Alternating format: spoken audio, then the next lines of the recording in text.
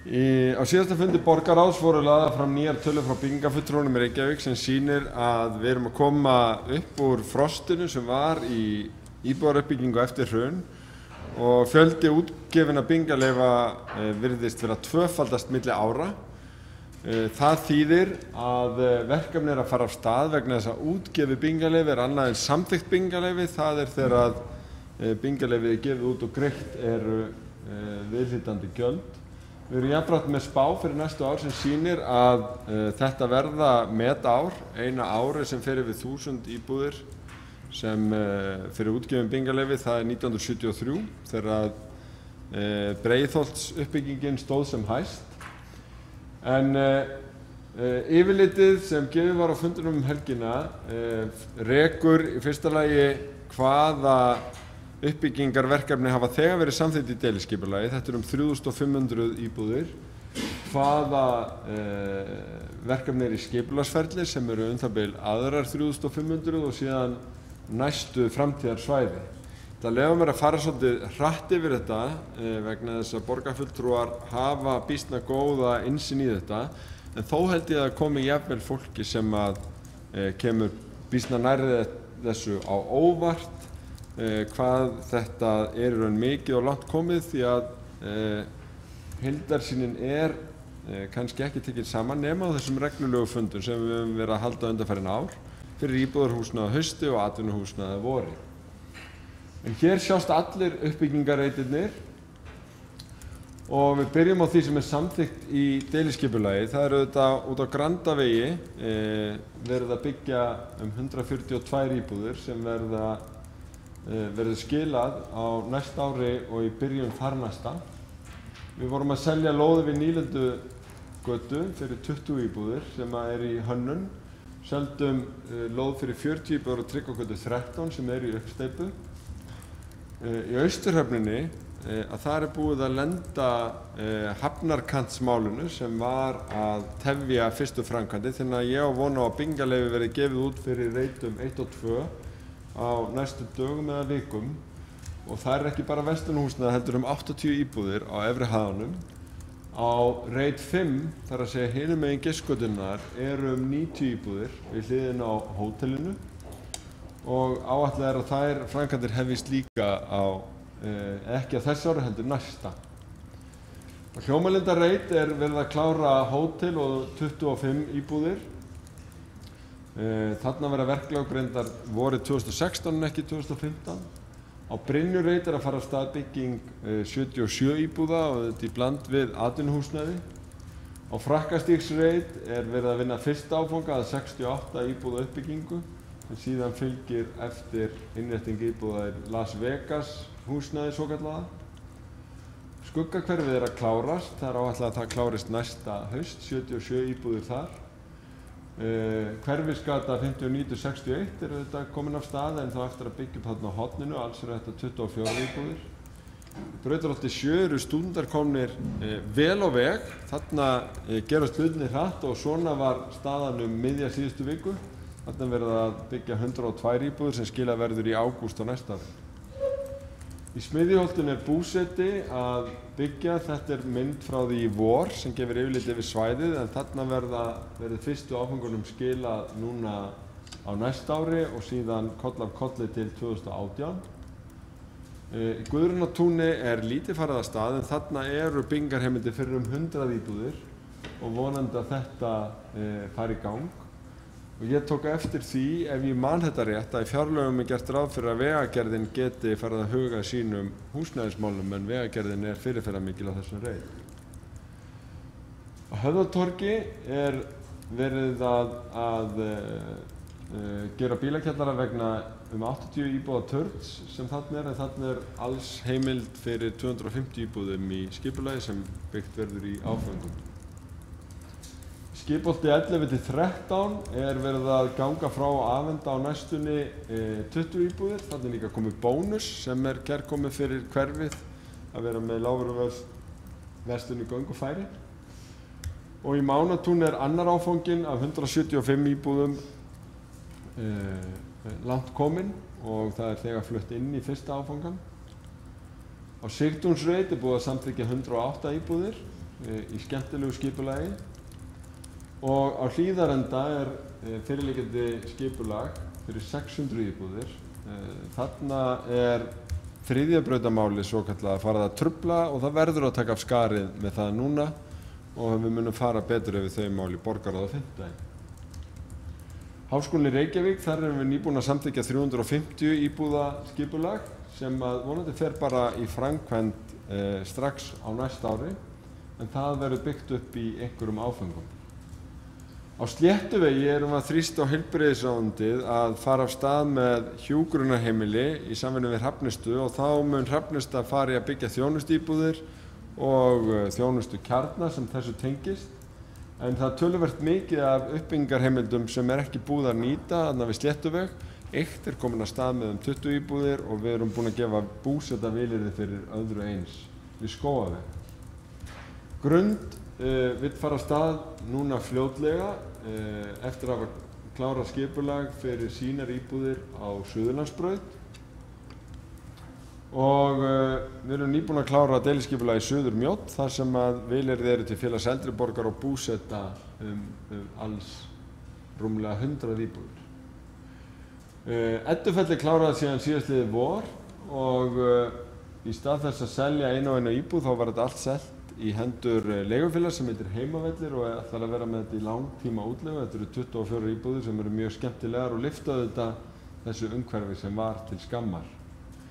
Þótt G-verktakar eru svo að fullu upp í Bryggjukverfi að byggja þar 245 íbúðir og svona var staðan þar í síðustu viku.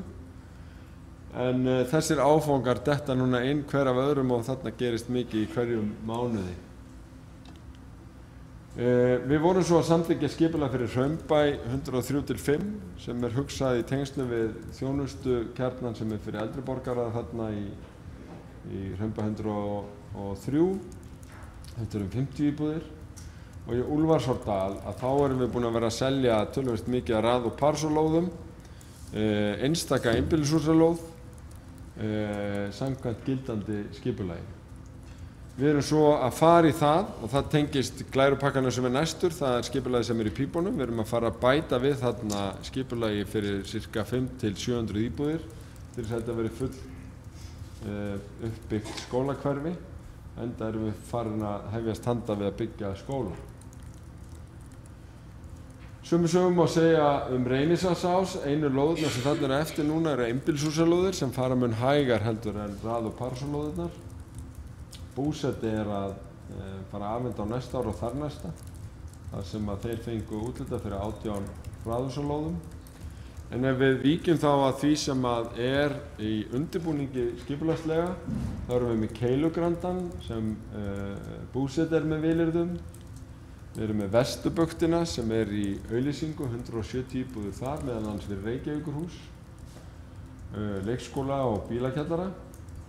Við erum með svæði Háskóla Íslands þar sem við erum í raun að semja við háskólann hvar þeir vilja koma fyrir 400 íbúðum sem að til viljayfirlýsingum og þar horfum við ekki bara á eiginlegt svæði Háskóla Íslands, þetta líka vísindagarðasvæðið.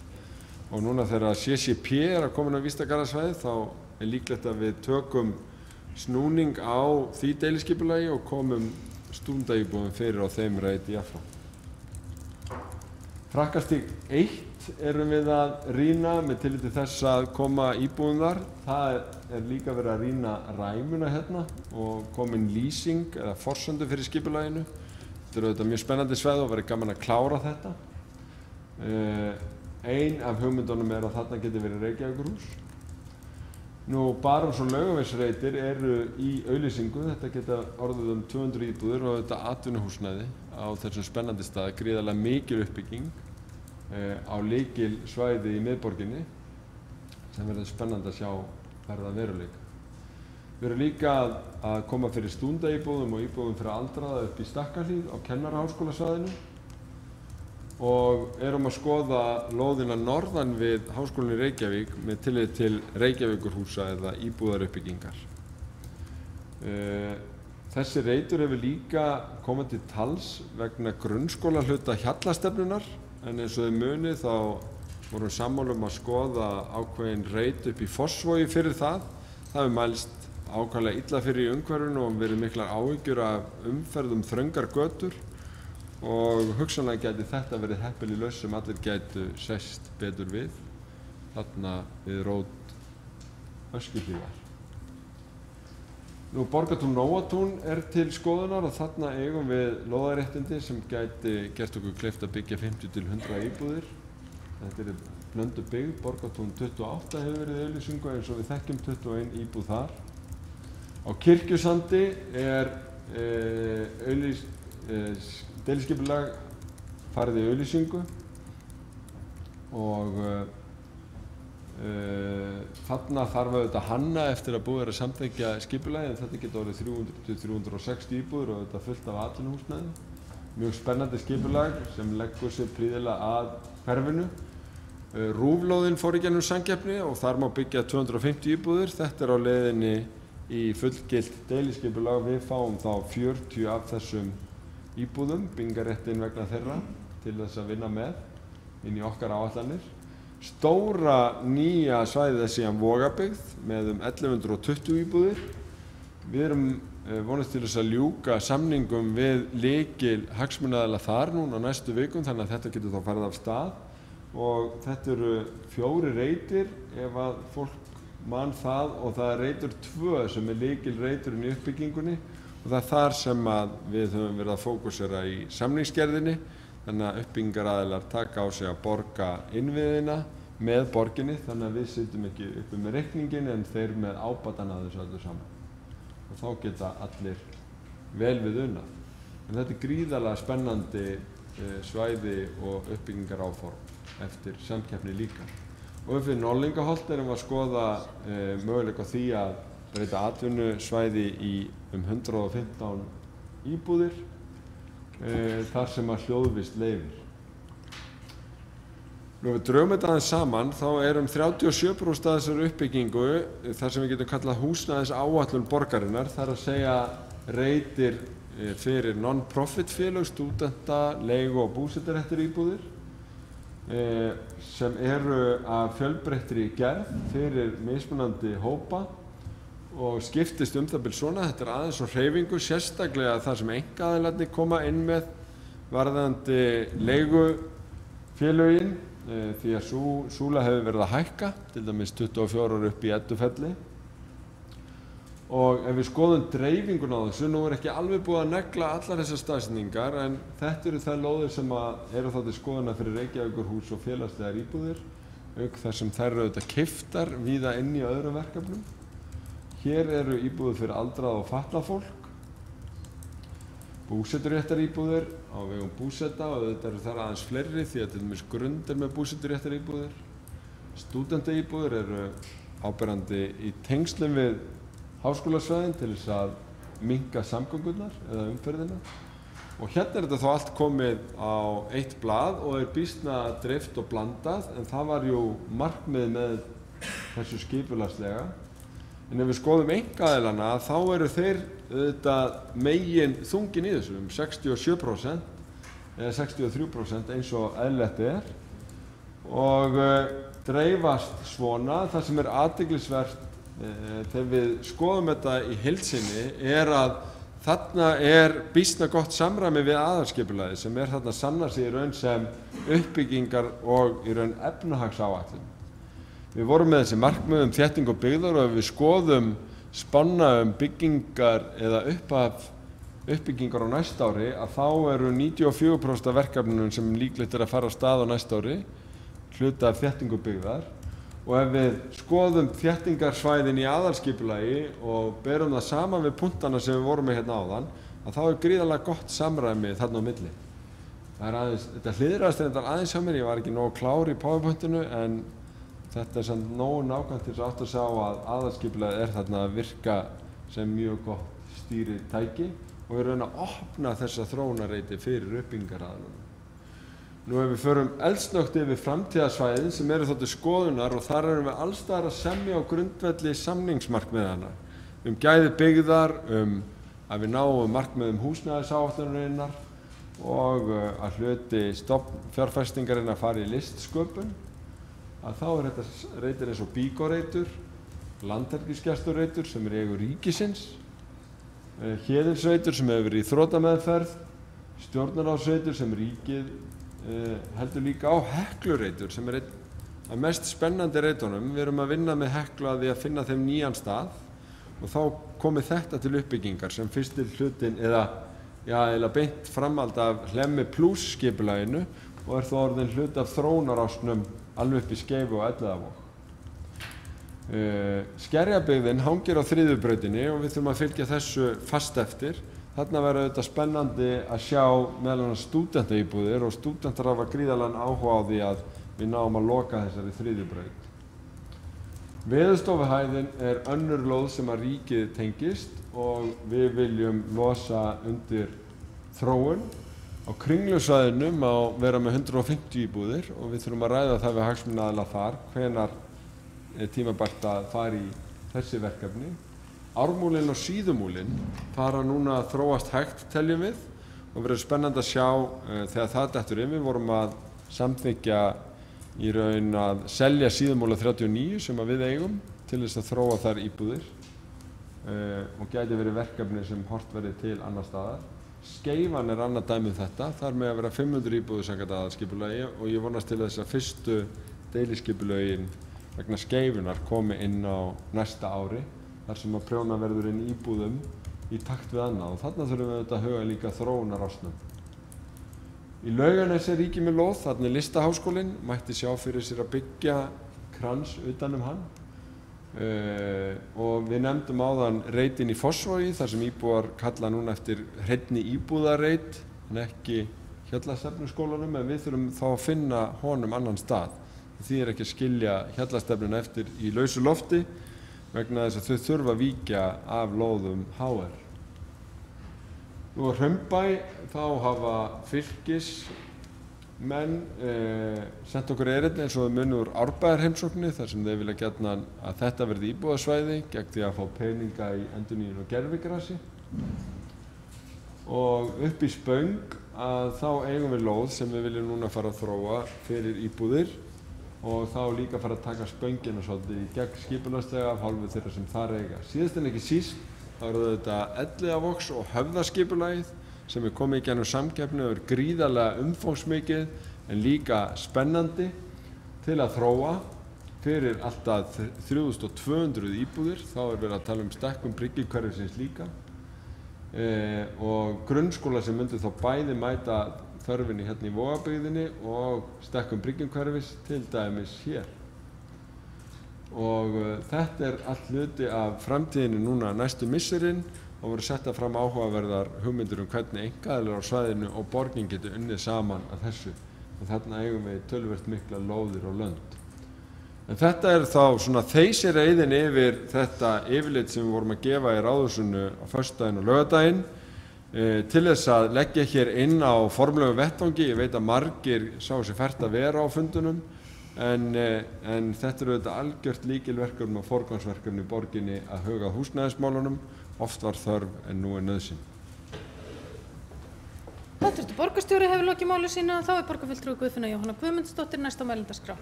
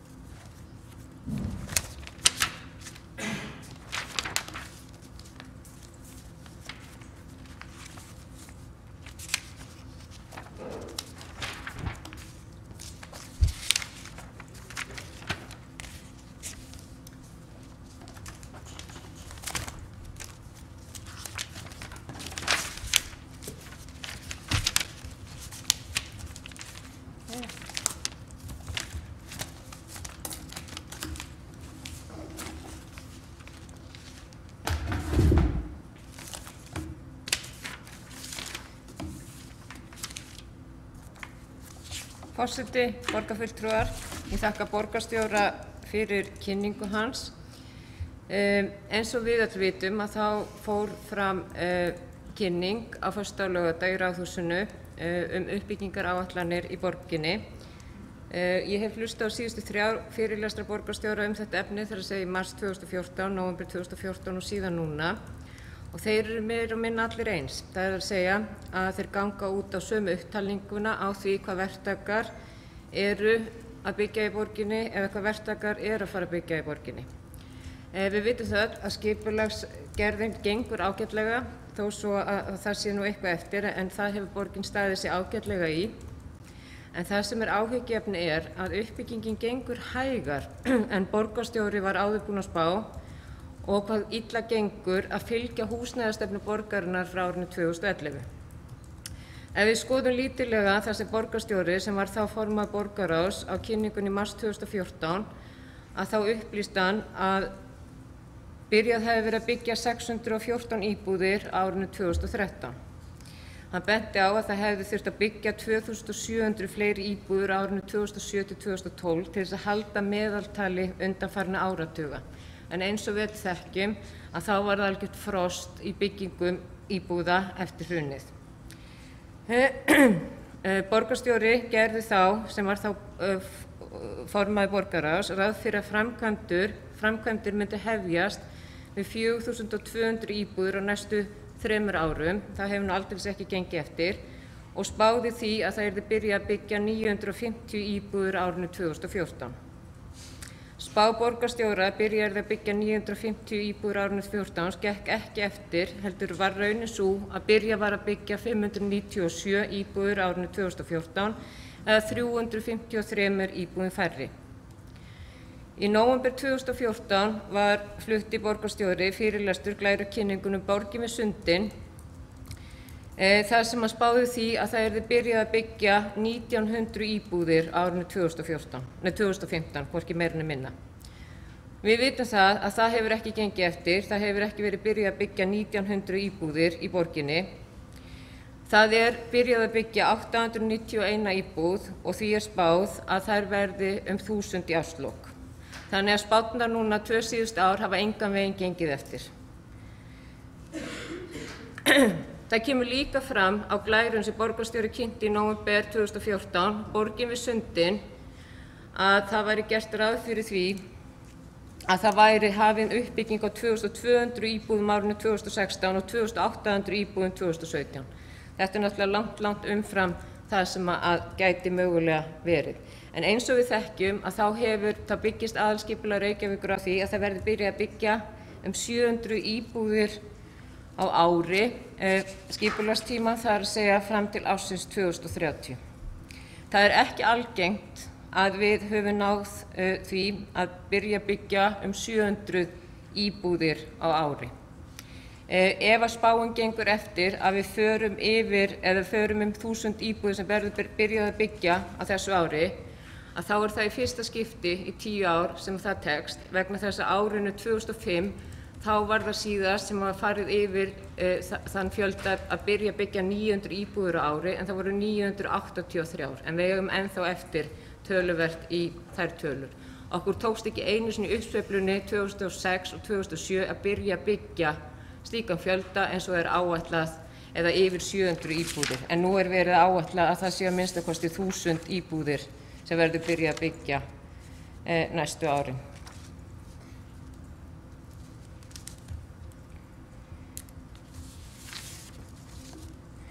Ef að spá borgarstjóra gengur eftir, sem kom fram á glæru kynningunni hér á áðan og kynnt var á föstudag og laugardag, það er að segja að það verður byrjað að byggja 1000 íbúðir á þessu ári, við erum komin í 891, 1100 á næsta ári, 1250, síðan 1050 og síðan 1000, að þá eru þetta 5000 íbúðir sem yrði byrjað að byggja, og við vitum það auðvitað að það tekur langa tíma að byggja, þannig að þetta er ekki tilbúið næstu því strax, en auðvitað eru margar byggingar, er verið að byggja ýmis hús. Ef við aðeins skoðum þessar tölur, þá munum við öll eftir kosningaloforðinu 2500 til 3000 leigu búseturéttar íbúðir næstu 5 árin. Það er nú komið 1,5 ár síðan að það kosningaloforð var lofað, þannig að það eru þá 3,5 ár eftir og miðað við að það voru byrjað að byggja 597 íbúðir á næsta ári og það yrðu byggðar 4000 næstu 4 árin, þá er þetta 4500 íbúðir, þó við myndum ekki taka síðasta ár með og bara miðað við frá árinu 2015 að þá er þetta í kringum 5000 íbúðir sem að spár borgarstjóra gera núna ráð fyrir að verði byrjað að byggja og miðað við kosningaloforðið og þá á 2500 til 3000 af þessum íbúðum, það er að segja meira en helmingu þeirra íbúða sem verður byggður á þessu tímabili að vera leigu og búseturéttar íbúðir og það verður spennandi að sjá hvort að það takist. Við þekkjum öll áætlanir félagsbústaða, þær hafa ekkert gengið sérstaklega vel. Það átti að fjölga 30 íbúðir árinu 2014, þeim fjölgaði 20 og það var ákveðið að fjölga þeim 500 í desember í fyrra, þannig að það mátti nú gera ráð fyrir að það væri 100 á þessu ári, en í lok október var búið að fjölga þeim 29, þar að segja að það var búið að kaupa 30 og selja eina. Við vitum það að það tekur tíma að byggja og fasteignamati að Þjóðskrá gefur alltaf út upplýsingar stöðuna á fjölda íbúða í sveitarfélögum sem búið er að byggja og þá er miðað við tölurnar hjá fasteignamatinu, það er miðað við það að hús sé eða íbúður sé að minnsta kosti orðnar fokhaldar, það er að segja frá byggingarstigi 4 og upp úr. Því auðvitað tekur ákveðinn tíma frá því að byggingarleyfi er veitt og þangað til að það er komið upp í byggingarstig 4, það er að segja fokhaldi. Og ef við skoðum núna bara samanburð 4 síðustu ára, að á árinu 2011, að þá frá árinu 2010 til 2011, þá var fjölgun 6 íbúðir í Reykjavík sem að kláruðust á þessu tíma eða urðu fokhaldar. Á bilinu 2011 til 2012 þá voru þar 132, á tímabilinu 2012 til 2013 voru 229 og frá 2013 til 2014 og þá voru það 398. Þannig við sjáum það að það hefur tekið langa tíma frá því að byrjað er að byggja og þangað til að íbúðir eru komnar að minnsta kosti upp í fokhaldi. Þannig að þessar áætlanir hafa ekki gengið eftir og vonandi mun þetta ganga allt saman hraðar fyrir sig þannig að hægt verði fljótlega að fara að flytja inn í eitthvað af þessum íbúðum. En við vitum það auðvitað að þessar íbúðir sem eru ætlaðar stúdentum, að það er verið að byggja núna 103 íbúðir í Brautarholti og Búsett er að byggja rúmlega 200 íbúðir í Stakkaholtinu sem keypti af Regin fasteignafélag og var löngu fyrir þennan tíma sem að þessi húsnæðisáætlun byrjaði að byggja, að þá er ekkert verið að leita leiða eða úthluta lóðum til félaga sem eru rekin án hagnaðarsjónarmiða til þess að hægt sé að byggja upp húsnæði fyrir hóp fólk sem kemst ekki gegnum greiðslumat, tilheyrir ekki félagslega kerfinu og ekki stúdentar. Þannig að þetta fólk geti búið einhvers staðar því það ræður ekki við almenna leigumarkaðinn. Og það stendur til að úthluta Keilugrandann til Búsetta, það eru 78 íbúðir sem gert ráð fyrir, en þetta töluverður fjöldi og ef það á að fylgja húsnæðisstefnu borgarinnar að þá verður nú aldrei að fara að spýta í lófana og úthluta lóðum. Vandamálið hins vegar það að borgin á ekkert svo mikið til að lóðum til þess að úthluta, því þær eru í höndum annarra aðila heldur en borgarinnar. Og ef að borgin ætlar sér virkilega að uppfylla húsnæðisstefnu sína varðandi þennan hóp, að því það er búið að finna út hvernig að úthluta lóðum eins og til dæmis til námsmanna og eldri borgara, að þá er eina svæðið sem er möguleiki, það er Úlfarsárdalurinn og það er þetta svæði til dæmis sem hægt væri að byggja fjölbýli svæði fyrir ofan Mýmisbrunn í áttina að Bauhaus. Það verið að nota mikla peningi að byggja upp Úlfarsárdalinn og það þarf að fjölga íbúðum þar, þannig að vonandi verður þetta tekið með inn í skipulagsvinnuna og ég mun aldrei þreytast á því að tala þetta svæði. Ég hafði samband við skrifstofu eigna- og atvinnuþróunar í gær og spurði hvenær var síðast úthlutað fjölbýlishúsalóðum í Reykjavík sem eru meiri heldur en 5 íbúðir. Og ég fekk það svör að það hefði verið úthlutað 2 lóðum í ágúst 2013. En það væru til 2 lóðir, núna fjölbýlishúsalóðir sem væri hægt að úthluta. Þetta eru svörin. Það er ekki verið að úthluta neinu, það er verið að byggja á þessum lóðum sem verktakarnir eiga. Og ef við skoðum, eða fasteignafélög, ef við skoðum fasteignaauglýsingar í blöðunum, að þá er þetta verð á þessum íbúðum sem að fólk í tekjulægra hópnum hefur ekki efni á. Það er verið að selja 50 til 50 fermetra íbúðir nýjar í miðbænum á 31 til 35 milljónir. Og ef að lóðaverð er það sama, að ef við hugsum, ef við á að fara að byggja hér litlar íbúðir, kannski 40 til 50 fermetra, kostnaðurinn má að vera einhvers staðar í kringum 15 til 20 milljónir, þá þurfum við að velta fyrir okkur, hvað getur lóðaverðið verið hátt til þess að það sé hægt? Það gengur auðvitað ekki að lóðaverðið sé mikið meira heldur en kannski 2 milljónir til þess að hægt sé að byggja slíkar íbúðir. Og það er engar slíkar lóður í boði hjá borginni. Og þetta er eitthvað sem við verðum að huga að sérstaklega. Það er auðvitað þessi 3 hópar. Það er sem ég margoft sagt, okkur vantar fleiri félagslega leiguíbúðir. Við þurfum að vera duglegri að úthluta til stúdenta svo hægt sé að byggja stúdentaíbúðir og borgin hefur ætlað sér að gera það, en það er bara spurning hvenær verður þessum lóðum úthlutað. Og síðan er það þessi 3. hópur sem er hópurinn sem á ekki eigið fé, kemst ekki gegnum greiðslumat, býr annaðhvort ennþá heima í foreldrahúsum, býr í ólöglegu húsnæði eða er að rembast á almenna leigumarkaðnum og er að borga langt umfram greiðslugetu. Og lausn þessa hóps er í rauninni þá að það séu íbúðir í eigu félaga sem eru rekin án hagnaðarsjónarmiða. Það er að segja annaðhvort búseturéttaríbúðir eða leiguíbúðir. Við erum búin að reyna 100% lánin. Við gerðum það í uppsveiflunni. Það gekk ekki. Það er nefnilega einhvern veginn þannig með okkur Íslendinga. Við förum alltaf sama hringinn aftur og aftur. Við erum búin að prófa rosalega mikið í húsnæðismálum og við erum búin að fá skellinn ansi oft. Þannig að ég held að við ættum ekki ennþá einu sinni að reyna það að húsnæðislánin, 100% lánin, virka ekki. Og ef við ætlum að byggja þess áttar íbúðir, það er að segja að þessi hópur sem er þá ekki félagslega kerfinu, ekki stúdentar, að þá verðum við að byggja minni íbúðir, við verðum að hafa ódýrar lóðir og við verðum að hafa lóðir í boði þannig að það sé hægt að byggja slíkt húsnæði. Vegna þess að við vitum það auðvitað að það er enginn sem er að fara að byggja í dag til þess að selja kostnaðarverði. En það eru lóðirnar margar hverjar og flesta sem verið er að byggja á í dag voru rándýrar.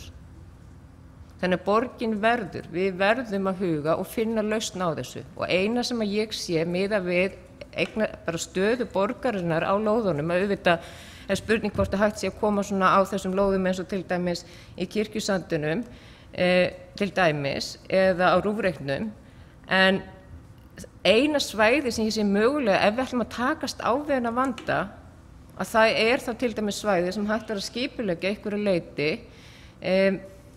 í Úlfarsárdalnum fyrir ofan Mýmisbrunnin. Og auðvitað þurfum við að tryggja félagslega blöndun og svo framvegis.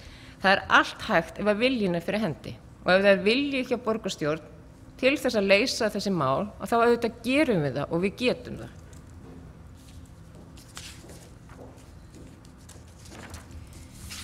Ef að við aðeins skoðum húsnæðisstefnu Reykjavíkurborgar frá árinu 2011, að það er ágætt nefnilega að lesa hana einstakur sinnum til þess að átta sig á því hvað hefur gengið eftir og hvað ekki.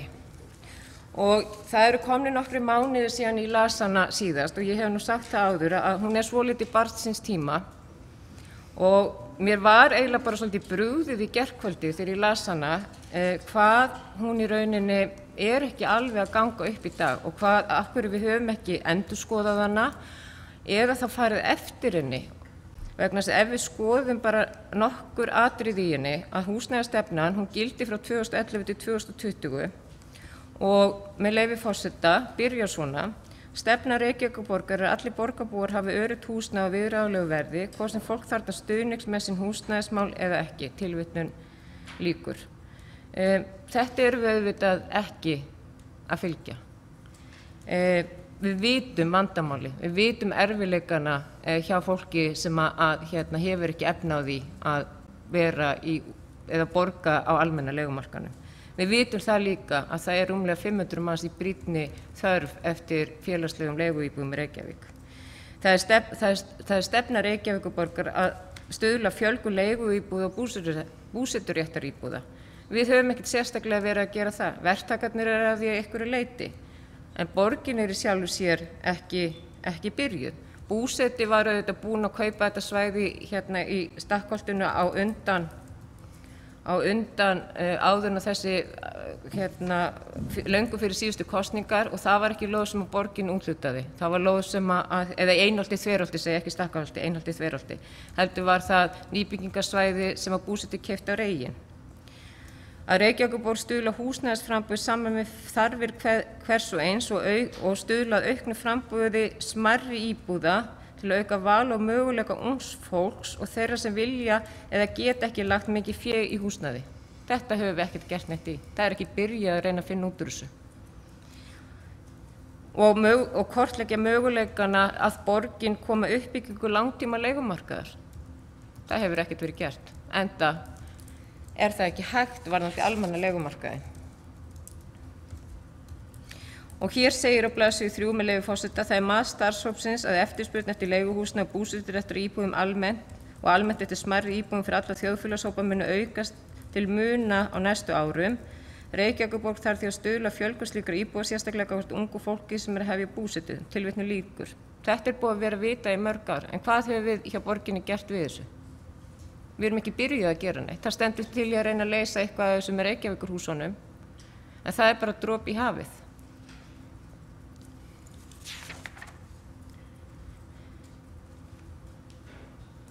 Og sérstakur stuðningur í formi lóðaúthlutana verði endurskoðað þannig að húsnæðissamvinnufélög og félagasamtök sem bjóða upp á leigu og búseturéttar íbúðir að viðráðanlegum kjörum ætluðu ungu fólki og tekjulegri fólki fái forgang á úthlutunum og uppfylltum ákveðnum skilyrðum. Það er ekki verið að úthluta neinu.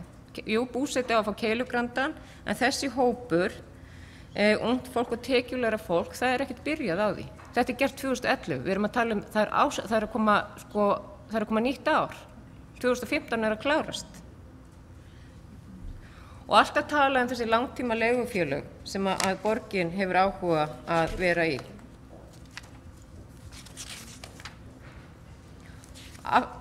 Og það er mér að tala, sjáu hvað þetta plaggar mikið tímaskekkja, að það er verið að tala um það að það þurfi raun ekkert að fjölga íbúðum fyrir aldraða. Hann sé í rauninni orðið bara mettur af mati fagaðila. En það er nú aldeilis ekki í þessari áætlun vegna þess að það er verið að fara að byggja og úthluta, það hefur verið að búa úthluta lóðum eða til samtaka aldraðra. Þannig að hann er ekkert mettur þessi markaður. Svo er talað um það að spurningu um það hvort að sveitarfélög geti í einhverju leyti fellt niður fasteignagjöld, og það er náttúrulega tilgreint að þetta er í lögum, þannig að það er óheimilt. Þannig að það er spurning, hefur borgin einhvern tíma beint til Alþingis að breyta þessu lögum að þessu leyti? Og síðan er náttúrulega það merkilegasta í þessu sem ég er náttúrulega margoft búin að fara benda á, að þegar að þessi húsnæðisstefna borgarinnar var gerð, að það var ástandi á leigumarkaðnum allt öðruvísi árinu 2011. Það var nægilegt framboð og leiguverð var ekkert svo dýrt. En hvað gerðist í lok árs 2011? Það var skortur á leiguhúsnæði og leigan hækkaði verulega. Og að mati Landsbankans þurfi leiga að lækka í dag 1/3 til þess að borgi sig að leigja frekar heldur en að kaupa.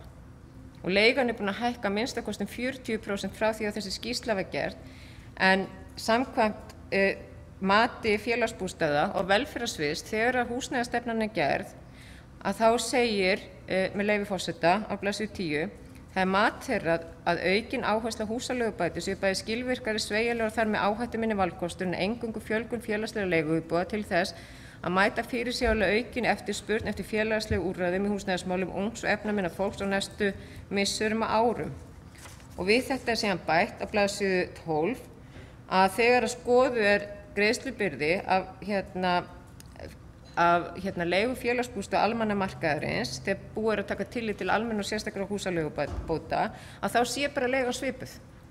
Við sjáum auðvitað það þegar við rekum okkur svona í gegnum húsnæðisstefnuna, að þá er lítið sem búið er að gera. Það er lítið hvernig, við erum ekki búin að finna út hvernig við ætlum að gera þetta, af því okkur vantar lóðirnar til þess að setja úthluta til þessara ákveðnu hópa. Og leiguverði og framboð leiguhúsna er allt annað heldur en það var á þessum tíma.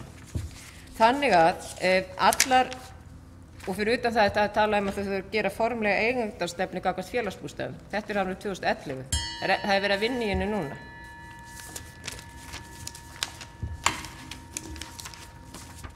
Borgarfulltrúi Guðfinna Jóhanna Guðmundsdóttir hefur lokið máli sínu og þá næstur á mælendaskrá borgarfulltrúi Hjálmar Sveinsson.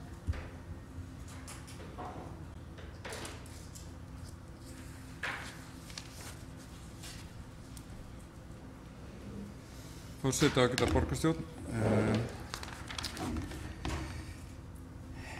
Hvað skal byrja? Mér fannst sem sagt, svo ég bara komið því til laga, mér met mjög mikils hinn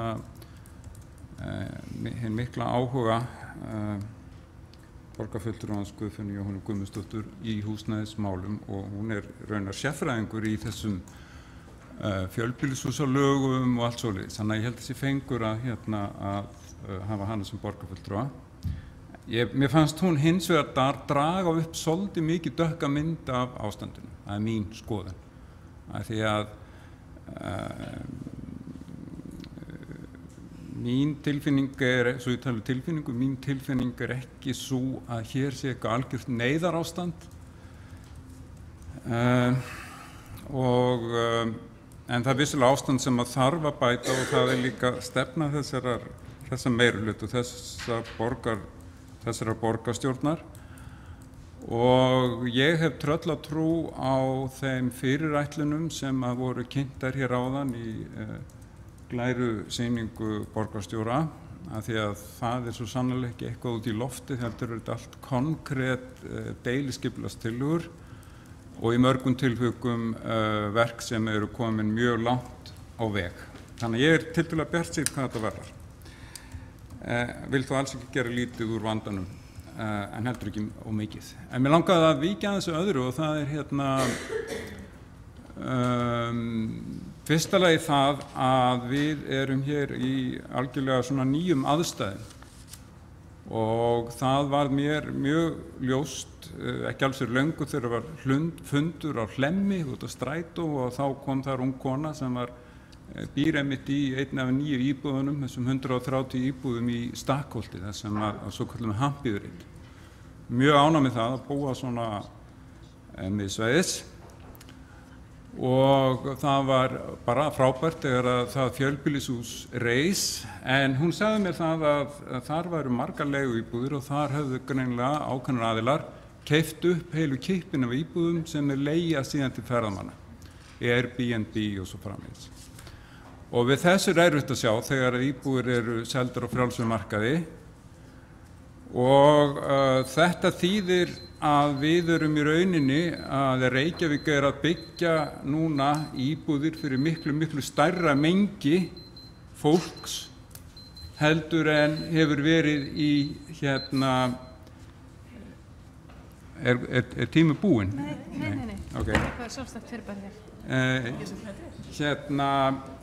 Ég reyna að koma orðum að því að við erum komin í algjörlega nýtt tímabil af því að við höfum alltaf verið ofboðslega einsleit þjóð og það hafa ofboðslega fáir haft áhuga á að búa hérna. Núna hafa ofboðslega margir áhuga á að búa hérna yfir langa helgi, 1 viku, 2 vikur. 1 milljón manns, 2 milljónir manna eftir 2-3 ár. Og við erum meðal annars og þurfum meðal annars að byggja fyrir þetta fólk. Og í stað þess að líta á það sem meiriháttar vandamál að þá held ég að það jákvæða í því sé að í gegnum þessa ferðamennsku að þá kemur í rauninni heilmikill kraftur í uppbyggingu í borginni. Allt í einu fæst fullt af fjármagni til að byggja og líka byggja á miðlægum svæðum í borginni af því að það þar sem að ferðamennirnir vilja helst búa.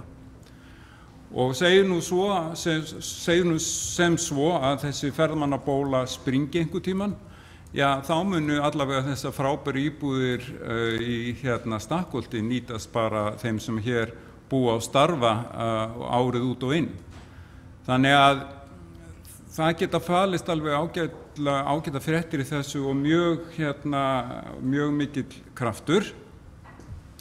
Svo langaði mér líka að koma því á framfæri að sem ég fannst nú reyndar eins og borgarfulltrúin Guðfinna Jóhanna Guðmundsdóttir kom inn á og það svona ekkert sérstaklega góð reynsla endilega af svona stórtækum aðgerðum af hálfu ríkisins í varðandi það að búa til sérstaka sjóði, veita 100% lán, startkapital í fyrstu íbúðakaup, vegna þess að sagan hefur sýnt það að þetta er oft leitt til þess, og þó að öll fyrirheit hafi verið fögur og góð, að á endanum var þetta bara til þess að hækka íbúðirnar.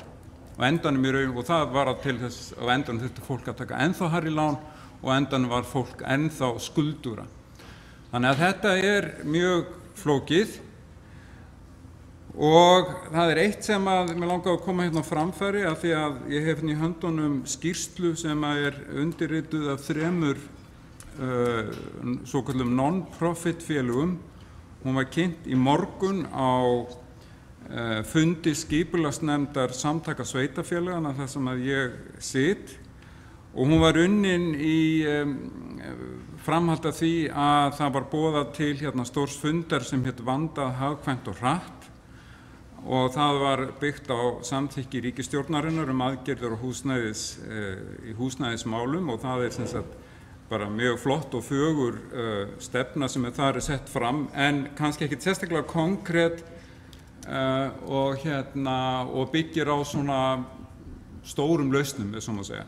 Og það sem ég vildi vekja athygli á, vildi bara vekja athygli borgarfulltrúa á þessari skýrslu sem að undirskrifuð af Búseta, félagsbústöðum og félagsstofnun stúdenta. Þetta sem sagt mjög öflug svokölluð non-profit félög sem var gríðarlega mikla reynslu uppbygging í borginni, og að hverju beina þau helst augum sínum. Ekki á einhverjar stóra lausnir, heldur eru þau fyrst og fremst að beina augum sínum að þeirri skipulagslöggjöf og skipulagsreglugerð sem við búum núna við og höfum gert í örfá misseri. Því að það var allt endurnýjað hér, og þau eru með mjög detaljeraða greiningu á því hvernig alls kyns hlutar sem að þeir telja óþarfa eða mjög íþýkjandi. Það getur verið frágangur við lyftur, það geta verið breidd stiga og það getur verið stæði fatlaðra og ótalmörg atriði sem að þau nefna. Líka í þetta sem að kallað algild hönnun, og þá nefna þau danska fyrirmynd þar sem að eru sem sagt nefndar eða skilgrendar 3 sviðsmyndir A, B og C, og það fer eftir því, þetta er flokkun eftir því hvernig íbúðir verið að byggja, sem sagt hvað þær þurfa að þjónusta fötluðum einstaklingum vel. Þannig að þá var það að tala íbúðir fyrir þá sem eru frekar mikið fatlaðir, þá sem að eru sem sagt svona í miðlungi fatlaðir sem voru komast, og fyrir þá sem eru frekar lítið fatlaðir. Og sem sagt öll reglugerðin þá hjá Dönunum að hún aðlagar sig að þessum veruleika. En hérna þetta mjög mikil svona forskriftarreglugerð, mjög lítill sveigjanleiki. Þannig að ég hvet hérna borgarfulltrúa til að lesa þessa skýrslu félagsbústað, félagsstofnun og stúdenta og Búseta, vegna þess að þeir eru að benda á að það sé hægt að ná árangri með því að skilgreina nánar og taka til í reglugerðarfargani sem að fylgir hér uppbyggingu í borginni. Hjálmar Sveinsson, borgarfulltrúi, hefur lokið máli sínu. Þá Júlíus Víðill Ingvarsson, borgarfulltrúi, næstur á mælendaskrá.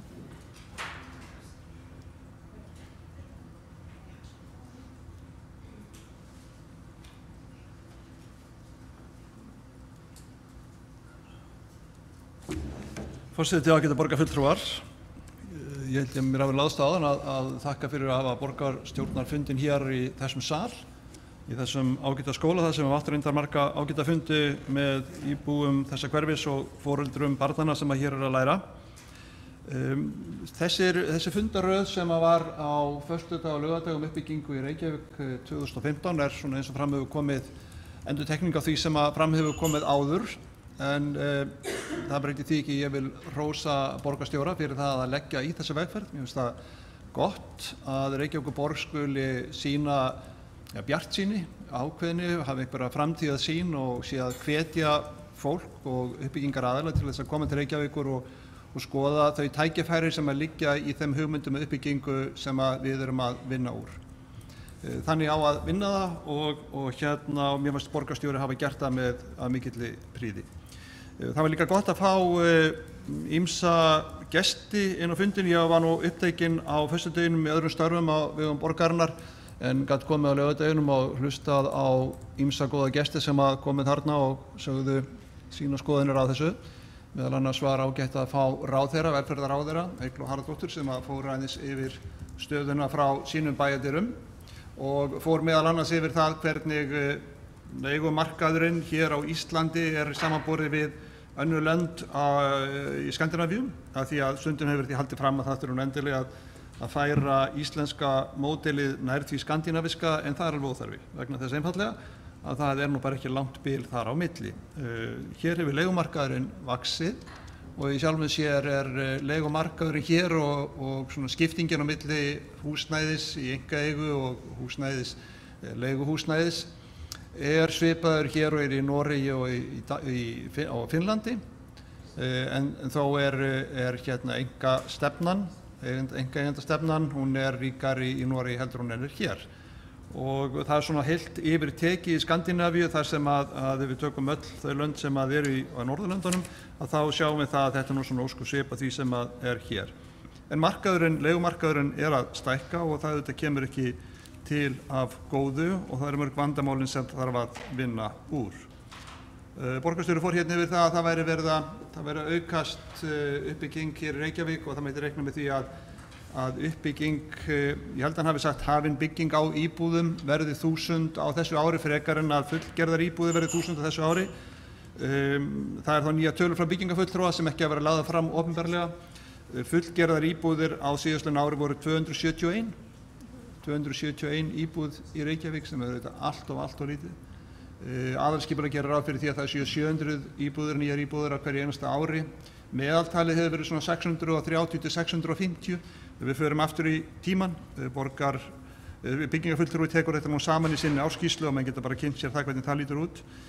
Og ég vil taka undir það sem hérna kom fram áður og ég hef reyndar rætt áður í borgarstjórn að húsnæðisstefna Reykjavíkurborgar sem að samþykkt var held í árið 2011, hún náttúrulega barn síns tíma. Þó þetta sé ekki langt síðan, þá var einfaldlega svo að aðstæður voru hérna nokkuð öðruvísi og miklu meiri óvissa heldur en núna.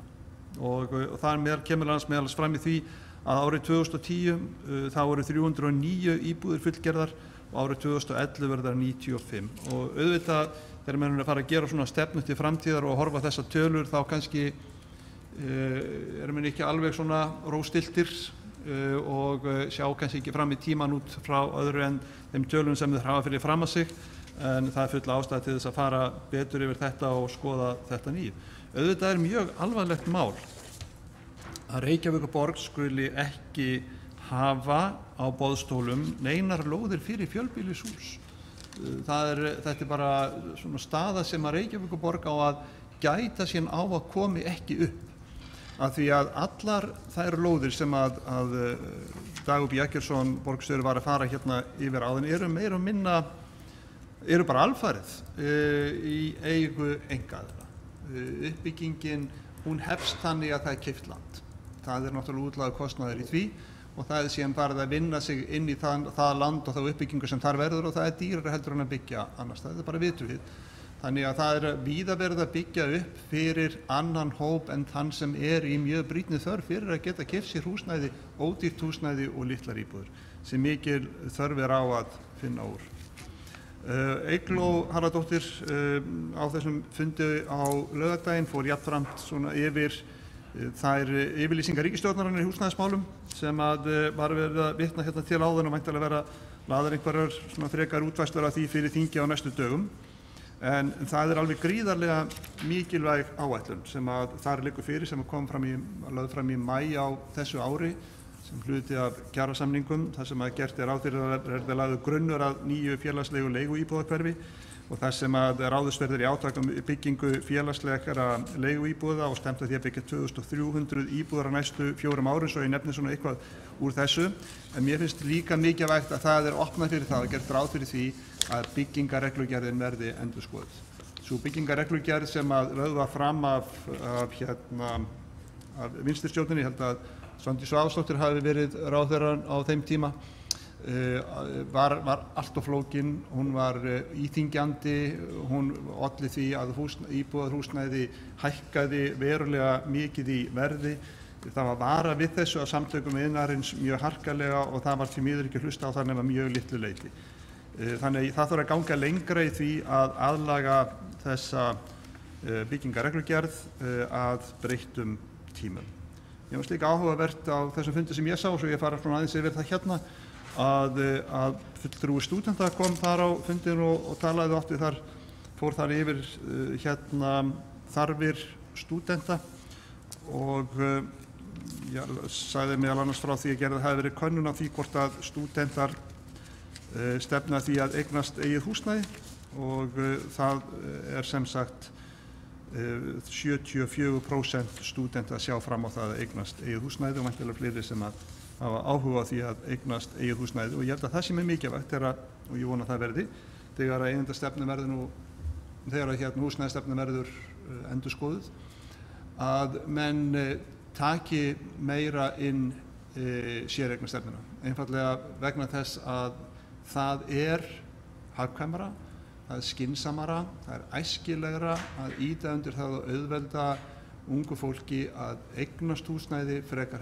heldur en að leigja og það ekki ég sem að halda þessu fram heldur eru allir hagfræðingar sem þetta hafa fjallað og meðal annars hagfræðingar bankastofnana, fjármálastofnana hafa lagst yfir það og mæla með því að það málum sé þannig háttað að ungt fólk geti eignast eigið húsnæði. Margt af því sem að kom fram svona framtíðardraumar, það var svona síðari kaflinn í þessu yfirliti og það svo sem allt gott það að segja. Margt þetta svona að maður getur kallað gamla góða vini, þetta eru svona hugmyndir sem hafa verið kannski í mjög langan tíma í skipulagsferli hjá Reykjavíkurborg og það sama reyndar ýmislegt annað sem núna fær í uppbyggingu og þetta fögnum við þeirri uppbyggingu, það ekkert annað. En margt af þessum hugmyndum uppbyggingu eiga náttúrulega eftir að fara sína leið og fara í frekari skoðun á vettvangi skipulagsins. Sá ég til dæmis að þá fara að reisa 100 íbúðir á Reita sem að fyrirtækið Hekla til húsa í dag og þetta náttúrulega ekkert verið rætt og ekki farið yfir. Þetta atvinnuhúsnæðis, þetta atvinnusvæði í dag, trúlega atvinnusvæði í aðalskipulum, minni það. En ekki það að maður sé að loka fyrir einhver slíkar hugmyndir, heldur bara svona að skjóta slíku fram og ýmsu öðru sem að hérna var svona ágætt en hefur kannski ekki mikið gildi fyrir en það búið að fara svona betur ofan í sauman á þessu og skoða þetta miklu betur. Það var jafnframt áhugavert að sjá og hlusta á fulltrúa samtaka iðnaðarins fara yfir sínartölur og hvaða sýn þeir hafa á uppbygginguna og það sem kannski sló mig það að í þessum tölum sem að þeir voru með að þá reikna þeir, þar að segja fulltrúar samtaka iðnaðarins með frekar uppbyggingu í öðrum sveitarfélögum hér á höfuðborgarsvæðinu heldur en hér í Reykjavík. Þessi uppbygging verði bara íbúðafjöldin verði meiri í uppbyggingu á öðrum svæðum heldur en hér. Þetta eru svona þær tölur bara sem við sjáum á þeir súluritu sem þeir voru að fara með. Það fer alltaf svolítið í mig þegar Reykjavíkurborg á undanhaldi og getur ekki haldið í við þá uppbyggingu og þá íbúðaþörf og uppbyggingarþörf sem að við erum að takast á við. Vist ekki að Reykjavíkurborg að láta í minni poka með þessum hætti. Það auðvitað ágætt að það kynnt hérna að það séu 500-700 íbúðir, ef ég tók rétt eftir, sem á að bæta við í Úlfarsárdal. Það geta nú verið mun fleiri og mun fleiri mín vegna. Það var sagt hérna að það veri vegna þess að til þess að skapa heildstætt skólahverfi en það var nú akkurat því haldið fram þegar við vorum að gagnrýna það hvað hverfi verið lítið að það væri akkurat fullnægjandi skólahverfi og þyrfti ekki að stækka frekar en þetta. En ég held að það sé til bóta að Úlfarsárdalshverfið stækki. Það getur stækkað til ýmis átt eins og við sjáum. Þetta frábær staður, frábært hverfi og ég vissum að skólahverfið verður sterkara við það að hverfið stækkar og það mætti svo sannarlega bæta enn frekar við það og bæta þá við öðrum skóla. Ég ítreka það sem að ég hef sagt áður að það stóð einu sinni til að þarna væru 3 skólar og jafnvel 1 safnskóla eða ekki ef hverfið hefur byggst allt saman upp á þeim tíma sem að áður en þeir hluti gerðust sem að ullu því að við urðum að endurskoða okkar plön öll hér í Reykjavík árið 2008. En sem sagt að ég bara hef ekki svona neina svona sérstaklega gagnrýni fram að færa, annað en bara það ágætt að fara yfir þessa hluti. Ég held að það er svona kannski verðt að borgarstjóri svona sitji svolítið á sér þegar hann að fara yfir þessa stöðu. Þetta sé nú ekki hans prívatverkefni, heldur sé þetta fyrst og fremst þeim fyrirtækjum að þakka sem að hafa sýnt áræðinni og dug og eru að huga að uppbyggingu og sækja á borgina til uppbyggingar og að skipulagsáætlunum sé breytt þannig að þeir geti hafið þá uppbyggingu sem þeir hafa áhuga á. En hvað það, engu að síður gott að Reykjavíkurborg sýni bjartsýni og sýni það að hún vilji kynna það sem að til stendur og hún vilji fá fólk til samstarfs uppbyggingu. Borgarfulltrúi Júlíus Ingvarsson hefur lokið máli sínu. Þá Hildur Sverrisdóttir, borgarfulltrúi næsta mælendaskrá.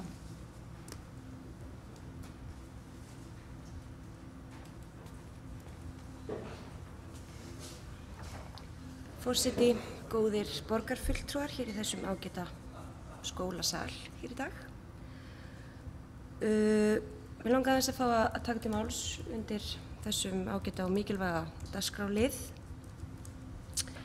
Ég sem að byrja á að segja ykkur frá því að í gær var opinn fundur í stjórnkerfis- og lýðræðisráði þar sem var að fjalla ekki nógu góða kosningaþátttöku ungs fólks og það var að vísað í rannsókn þar sem ein svona megin ástæða þess að ungt fólk og fólk almennt ekki að taka þátt í kosningum eins og við myndum helst kjósa að þau ber ekki nógu mikið traust til stjórnmálana almennt. Þannig að og þar var svona rakið að þetta væri annars vegar það að stjórnmálamenn var ekki að veita nógu miklar upplýsingar, kannski ekki í öllu falli svona greinagóðar og réttar upplýsingar og svo kannski væri ekki alveg að standa við gefin loforð og svo framvegis. Þetta eitthvað sem við höfum öll að taka til okkar og reyna að bæta. Og ástæða fyrir því að mér langaði þess að ræða þetta að í þessu máli öllu, húsnæðismálum á þessu kjörtímabili og kannski undir lokið á síðasta kjörtímabili, þá líður mér stundum svona eins og þið muni kannski í skólasundinu í gamla daga sem kannski vel við hæfi rétt hjá Laugardalslaugin eða rifja upp. Þegar var kastað svona krónupeningi og í botnin og lauginni og maður þurfti að kafa og finna þennan ágæta krónupening. Og þetta var ágætis æfing fyrir lungun, ég segi það ekki, en að fá réttar upplýsingar í umgjörð húsnæðismála og pælingum meirihlutans stundum svolítið svipað. Og ég ætla að leyfa mér að fá að nota bara þessa lýsingu að mann líður stundum eins og upplýsingarnir séu einhvers staðar á botninum og maður verður bara að gjöra svo vel að halda niður í srandanum og leita og leita og leita og maður fær eiginlega enga aðstoð við þá leit.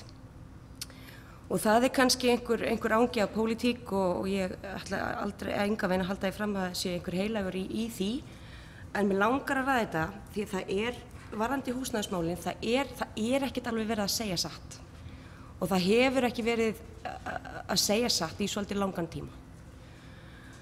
Og mér langar að nefna þetta því að eins og þessi mjög ágæta kynning hjá borgarstjóra ber með sér að það mjög spennandi tímar í skipulagsmálum í Reykjavík. Uppbyggingin svona kræsileg og það bara svona bjart, svona maður hugst í framtíðar og mjög bjartsýnt fyrir hönd Reykjavíkur, en þetta í rauninni þá meira svona eins og skipulagskynning. Sumt af þessu lá fyrir, annað nýrra eins og gengur. Og það gott það að segja, margt af þessu skipulagi fínt, jafnvel flest, þó að allir kannski vildu hafa svona 100% sína aðrar versjónir af þessu, en það sem skiptir ekki máli. Hins vegar grunnurinn, eða hugsunin varðandi húsnæðismarkaðinn, húsnæðiskerfi, það ekkert alveg á hreinu hvernig það hugsað. Og mér langar þess að fá að spyrja, óformlega í þessari pontu, aðra borgarfulltrúa og kannski borgarstjóra þá ekki síst að til dæmis eins og frægt orðið og ég veit ég hef rætt þetta áður en til full þörf á að ræða þetta aftur að til dæmis í mjög afgerandi og mjög flottri kosningabaráttu Samfylkingarinnar fyrir þessar borgarstjórnarkosningar sem Samfylkingin hlaut mjög aðdáunarverða niðurstöðu út úr var sagt frekar skýrt að kosningaloforðið eins og borgarfulltrúi Guðfinna Guðmundsdóttir kom inn á, að þetta byggja 2500 til 3000 íbúðir og ég tek undir með henni að þetta ágefni hversu hægt það gengur, en ég vil líka ræða hinn endan á þeirri setningu sem var fyrir tekjulægra fólk, fyrir alls konar Reykvíkinga. Og skiljanlega brugðust Reykvíkingar mjög vel við þessu kosningaloforði. Þetta hljómaði vel. Að þarna ætlaði Reykjavík, þarna ætlaði Samfylkingin að lofa því að það ekki einungis farið í alla þessu uppbyggingu, heldur það gert á mannsæmandi hátt, að það gert á þann hátt þannig að venjulegt fólk en einhverja gæsalappa sæi sér fært að fá að taka þátt í þeirri uppbyggingu. Ég sé ennþá engin merki þess að svo sé. Og bursi frá eins og við reyndum að benda á sínum tíma að þetta kosningaloforð stóðst bara ekki lög, það stóðst ekki, hið opinbera má ekki taka einn svona óskilgreindan hóp út fyrir sviga og ætla að gefa honum peninga, eins og var svona hægt að lesa í hvað átti að gera út frá þessum hugmyndum með kosningaloforði Samfylkingarinnar. Við reyndum að benda á það og svo sem skiptir ekki máli, ég svo sem ekkert að sýta það, en við vissum alveg að það yrði aldrei að veruleika. Eins og það kannski sorglegt að Reykvíkingar urðu svona blekktir. Og ég hef séð til kynningar þar sem var að tala Reykjavíkurhúsin og nú ætla ég bara að fá að biðjast afsökunar á ef ég að misskilja eitthvað. En ég að skilja það rétt að það sem var einu sinni kallað Reykjavíkurhúsin, sem átti að vera blanda á félagslegu íbúunum, stúdentum, aldruðum og svo þessi almenni manneskilegi leigumarkaðar sem borgin ætlaði að koma inn á aðstoða undir þessu mjög fallega heiti sem var Reykjavíkurhúsin. Það rétt skilja á mér að núna sé heiti Reykjavíkurhúsin notað eingöngu yfir félagslega þáttinn? Því auðvitað ekkert hægt að lofa neinu gagnvart hinum venjulega Reykvíking, neinu öðru en því sem við erum alltaf búin að leggja áherslu á. Að fjölga lóðum, lækka lóðaverð, drífa í þessu, tappa af eftirspurninni. Eftir stendur ekkert annað heldur en hól loforð, ef ég að skilja þetta rétt, sem ég held ég sé að gera. Það liggur ekkert fyrir í þessari uppbyggingu hvernig borgin ætlar að standa við þetta loforðum að þetta sé einhvern veginn ódýrara, þetta þvert á móti bara rándýrar íbúðir. Það liggur ekkert fyrir að mér að vitandi hversu mikið af þessu verði í leigu. Ég veit það kannski finnst einhver kannski óþarfa stælar að vera að rifja upp einhver kosningaloforð. Ég bara að því að við erum ennþá í þeirri stöðu að skilja í rauninni ekki alveg hvernig þetta hugsað.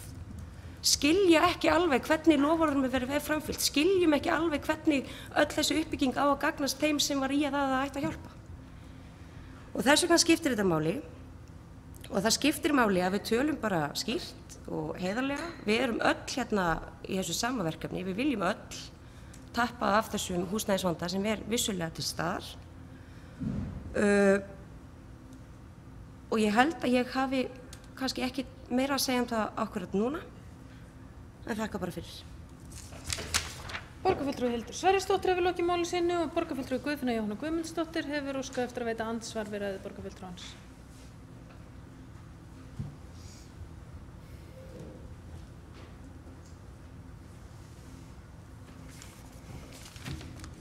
Forseti, borgarfulltrúar, það ekki nema von að borgarfulltrúi Hildur Sverrisdóttir spyrji. En þegar maður les út úr glærukynningunum og les síðan húsnæðisstefnu Reykjavíkurborgar og ef maður skoðar í rauninni það sem borgarstjóri hefur sagt bæði fyrir kosningarnar og eftir kosningarnar hér, að þá auðvitað húsnæðisstefna borgarinn alveg skýr það að það ekkert að lesa út og það sé eigi eingöngu að fjölga þessu húsnæði fyrir þar að segja þá sem að eiga rétt á félagslegu húsnæði, heldur í rauninni hreinlega bara sagt að það eigi að stuðla húsnæðisframboði, smærri íbúðir, ungt fólk hefur ekki efni á því að kaupa sér og svo framvegis. Það ekkert í húsnæðisstefnunni sem segir að þetta sé fólk sem tilheyrir í rauninni þeim hópi sem eigi rétt á félagslegum leiguíbúðum. Ef við hins vegar rifjum upp fyrirlestur borgarstjóra frá því í nóvember 2013, þar útskýrir hann nákvæmlega ca. 2500 íbúðir sem að eiga falla upp í þennan kosningaloforðspakka og það í fyrsta lagi 500 félagslegar leiguíbúðir fyrir félagsbústaði. Það eru 1100 stúdentaíbúðir sem það væntanlega á við lóðir fyrir 1100 stúdentaíbúðir. Það eru 451 íbúð fyrir búseta og þarna telur borgarstjóri með svæðið Einholt, Þverholt sem að búseti keyptar eigin. Þetta eru nýjar íbúðir fyrir aldraðra, samtals 280 íbúðir. Þetta eru ný búsetuúrræði fyrir fatlað fólk, 28 samtals, og nýjar íbúðir fyrir öryrkja, hússjóð, Brynju hússjóð, og það eru 50 íbúðir. Á fundi borgarstjórnar sem var í nóvember í fyrra varðandi þennan glæru fyrirlestur sem hann var með í nóvember, þá kom það skýrt fram í máli hans að þarna þessar 2500 íbúðir að ræða sem hann hafi verið að ræða Það er ekkert af þessum íbúðum ætlaður á almenna markaðinn. Þannig í rauninni og ennþá eftir að finna varðandi húsnæðisstefnuna 2011, hvernig þá þetta fólk sem nýtt að koma inn á markaðinn sem tilheyrir þá ekki þessum sérstaka hópi, hvernig á að uppfylla þarfir hans. Borgarfulltrúi Guðfinna Jóhanna Guðmundsdóttir hefur lokið að veita andsvar og þá andsvörum lokið. Og borgarfulltrúi Guðfinna Jóhanna Guðmundsdóttir næst á mælendaskrá.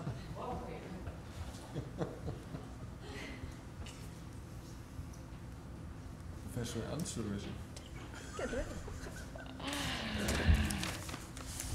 Forseti, borgarfulltrúar, mikið ánægjulegt að vera komin inn aftur. En það eru nokkur atriði sem að ég ætla að fara yfir.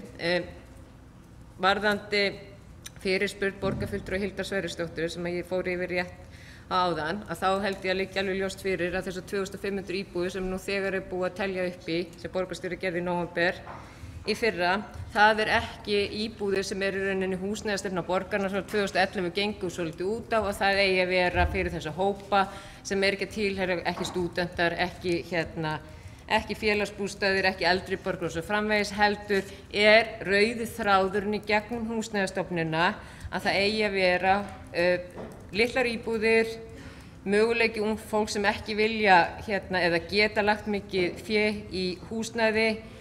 Borgin ætlar að kortleggja þessar lóðir og þá að úthluta lóðum til slíkra félaga. Þetta auðvitað borgin ekkert búin að standa við, og þetta það sem ég sagði fyrir ræðu minni hér og eftir. Þetta verður borgin að endurskoða ef að þá að uppfylla þessa stefnu, en auðvitað þarf líka endurskoðuna því hún barnsins tíma og tímaskekkja mörgu leyti. Varðandi hvers konar form á húsnæði við viljum búa í, að þá hefur náttúrulega séreignarstefnan verið ríkjandi hér síðan eftir seinni heimsstyrjöldina, og í kringum 2000 að það var 83% af öllum íbúðum á Íslandi séreignar íbúðir. Það að segja annars konar íbúðir voru það félagslega kerfið, en á þessum tíma var auðvitað verið að leggja niður félagslega eigna íbúðakerfið sem var sligaði mörg sveitafélög. Og það sem skiptir miklu máli það að þegar við förum núna að búa til eitthvað nýtt, hvort sem það ríki eða sveitafélög, að það þurfum aðeins að horfa til reynslunar. Við erum búin að prófa næstu því allt. Nema að það hafa ekki verið mörg félög sem eru rekin án hagnaðarsjónarmiða. Það eru þetta Búseti sem þekktasta félagið, en það voru líka ýmis önnur félög og þeir mörg hver reksturinn gekk ekki upp. Enda liggur núna fyrir Alþingi endurskoðun á lögunum, en það sem vantar auðvitað alltaf inn í þau það sem verið að tryggja fólk með ef það borgar inn búseturéttina, þá fáið þau tryggingu, til dæmis að þessi þinglýst tryggingabréf og fyrsta veðrétt, en ég ætla nú ekki að fara út í það hér. En það sem hefur komið fram það að ungt fólk vill í dag, það vill frekar eiga heldur en að leigja. Og þetta hefur svolítið verið breytinga því það var talið fyrir nokkrum árum síðan eftir hrunið að fólk vildi kannski frekar leigja heldur en að kaupa. En þetta að breytast aftur núna og fólk að verða hlynntar að því að eiga heldur en að leigja. Þannig að við þurfum að geta þetta boðið upp á alls konar húsnæði. Við þurfum að vera með húsnæði sem að fólk kaupir á öllum stærðum og gerðum, sem fólk leigir á almenna leigumarkaðinn því sumir vilja leigja íbúðir sem eru stórar og flottar. Og þessi markaður svolítið sér sig sjálfur. Og þetta ekki kannski markaðurinn sem við þurfum að hafa sérstakar áhyggjur af. Enda vitum við það mikið af þessum íbúðum sem borgarstjóri fór yfir hér áðan, að þetta eru stórar, flottar lúxusíbúðir sem að ekkert að færi allra að borga, en þurfa auðvitað að vera til þess að því markaðurinn á að vera alls konar. Það sem skiptir okkur máli eru þessir 3 hópar sem ég margítrekað búin að tala um. Það félagslegt leiguhúsnæði, það eru lóðir fyrir stúdentaíbúðir og það þriðji hópurinn sem í gegnum þessa húsnæðisstefnu borgarinnar frá 2011. Það þessi hópur sem þarf í rauninni að úthluta lóðum til félaga sem eru rekin án hagnaðarsjónarmiða. Og ef við skoðum nú ætlum ég bara svona sirka að áætla þörfina, að miða við þá sem eru í brýnustu þörf eftir félagslegum leiguíbúðum í Reykjavík, þá það 530 manns. Þannig að það eru svona sirka 500 íbúðir sem liggur á að fjölga félagslegum leiguíbúðum í Reykjavík. Það auðvitað þegar verður búið að byggja fleiri íbúðir og framboði verður meira, þá hefur auðvitað borgin gert það og mun gera það áfram að leigja almenna markaðnum og greiða sérstakar húsaleigubætur. En við getum miðað við það að þetta sé svona sirka 500 íbúðir sem þarf. Og þar af 430 manns eru einhleypir einstaklingar. Þannig að þetta eru íbúðir, þetta eru litlar íbúðir sem vantar. Það eru ekki til á markaðnum og ef við ætlum að kaupa einu og eina, að þá verðum við ykkur áratugi af því og þær eru dýrar og þar af leiðandi það sem að ég hef margítra sagt, þrátt fyrir að sé ekki margir spenntir fyrir því að spurningin að borgin eða félagsbústaðir byggi slíkar blokkir inn í þá í hverfum, þeir sé ekki eitthvað út úr, það sem að væru slíkir einstaklingar eða íbúðir fyrir einhleypa eins og til dæmis eldri kallar yfir 50, að ég held að þeir að það hafi engin sérstök áhrif á þeir félagslega, þá þeir yrðu allir í sömu blokkinni, því að félagsbústaðir nú þegar að gera þetta upp í Austurbrún og það hefur heldur gengið ágætlega. Þannig að það þarf stundum að vera opinn fyrir lausnum ef við ætlum að leysa þetta, því við leysum þetta ekki með því að kaupa einu og eina íbúð upp. Þannig að þarna eru sirka 500 íbúðir. Það talað að það vanti 1100 stúdentaíbúðir og miðað við áætlanir borgarinnar að þá búið að finna 1100 íbúðir eða lóðir fyrir 1100 stúdentaíbúðir. Þannig að það þarf bara spurning hvenær hægt að úthluta þessum lóðum. Og síðan það þriðji hópurinn og það þessi hópur sem að vantar minni íbúðir, það hópurinn sem ekki í þessum tveimur hópum sem í rauninni þá sem gæti flokkast undir í rauninni þetta að leigja eða kaupa búseturétt hjá svokölluðum félögum sem eru rekin án hagnaðarsjónarmiða. Þetta getur til dæmis verið hópurinn af ungu fólki, jafnvel fyrstu árin eftir nám, meðan að fólk í raun að koma sér upp í það að fara út á markaðinn eða gera eitthvað annað sem það vill, en bara í þeirri stöðu og það ræður ekki við almenna markaðinn, það ræður heldur ekki við að kaupa húsnæði og það getur ekki búið heima hjá foreldrum endalaust eða í einhverju ólöglegu húsnæði. Og það græður ekkert á því að taka 100% lánin, þannig að þetta hópurinn sem þarf að finna lausnina fyrir. Og ég veit ekki hvað hann stór. Kannski það 1000 manns, kannski vandamálið bara allt þetta í Reykjavík núna, 2500 og við að láta markaðinn sjá hitt. Það nefnilega stundum þannig að við skoðum ekki, rannsökum í rauninni ekki húsnæðisþörfina nógu vel. Og við að passa okkur á því við ekki að setja þennan hóp í félagslega hópinn. Sem svolítið, má lesa svolítið út úr yfirlýsingu ríkisstjórnarinnar frá því í maí að það svolítið að taka hópinn sem í dag ekki skilgreindur innan eignatekjumarka svolítið í þennan hóp. En við að passa okkur á því að gera það ekki, við viljum auðvitað ekki stækka þennan hóp, en þetta auðvitað hópurinn sem við þurfum að aðstoða. Og það getum við gert með íbúðum þá tímabundið eða til lengri tíma fólk velur það sem þá eigu félagar sem rekin án hagnaðarsjónarmiða. Ég held að við eigum að sýna hversu ábyrg og sýna gott fordæmi. Við eigum að setjast yfir þessa húsnæðisstefnu og við eigum að uppfæra hana. Við eigum að finna lausnirnar. Við getum algjörlega gert það. Og þetta snýst ekkert það að vera eitthvað að setja út á eða reyna að vera leiðilegur eða gagnrýna eitthvað. Þetta snýst það að finna það sem við getum gert. Þetta ekki alveg að virka sem við erum að gera. Það vantar lóðir fyrir þess konar húsnæði. Við vitum það öll. Og það vantar einhvern veginn að finna lausnina hvernig félagsbústaður getur hraðað því að fjölga íbúðunum hjá sér að því að almenni markaðurinn bara ekki þannig. Og það við vitum það líka að alla breytingar á húsnæðismarkaðnum, sagan búin að kenna okkur það, veldur því að húsnæðisverð hækkar. Húsnæðisstefnu var lögð niður, íbúðalánasjóður var stækkaður, það var tvöfaldun á fasteignaverði.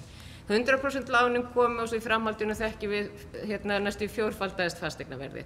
Nú fasteignaverði datt niður eftir hrun, nú það hækka og það búið að hækka hvað 20-30% bara núna á eða 20% núna bara á síðustu 2 árum og það mun halda áfram að hækka minnstakosti næstu 2 árin í viðbót, ef ekki 3. Þannig að við þurfum að finna lausnirnar og við þurfum að aðstoða þá borgarbúa sem eru í þeirri stöðu að geta ekki verið á almenna leigumarkaðnum og þessu fólki þurfum við að hjálpa og við þurfum að átta okkur á því. Hvað er þetta mikið? Er þetta þessar 1100 stúdentaíbúðir, sirka 500 íbúðir hjá félagsbústöðum og kannski sirka 1000 íbúðir sem væru þá í svona félagaformir sem eru rekin án hagnaðarsjónarmiða. Ég held að við ættum að vinda okkur í þessa vinnu öll saman og reyna að finna hvað við getum gert. Borgarfulltrúi Guðfinna Jóhanna Guðmundsdóttir hefur lokið máli sínu og þá er hv. borgarstjóri næstur á mælendaskrá.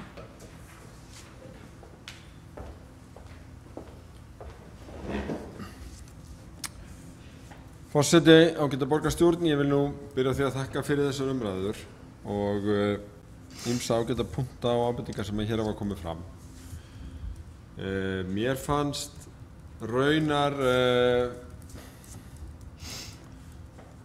borgarfulltrúi Guðfinna Jóhanna Guðmundsdóttir svara fyrri ræðu sinni býsna vel með síðari ræðunni. Því að í fyrri ræðinu þá var á henni að skilja, hún hefði nú efasemdir þetta allt saman og þetta væri allt saman að renna eftir einhverju undarlegri slóð, en þegar nánar er aðgáð og hlusta eftir því sem að framkom í síðari ræðunni, þar sem að borgarfulltrúinn teldi fram því sem raunverulega á henni brennur, er að það er býsna stutt á milli áherslana í húsnæðisstefnu borgarinnar og þeirri framkvæmdaáætlun sem við erum að reyna að tala hérna og því sem að hún lagði áherslu á.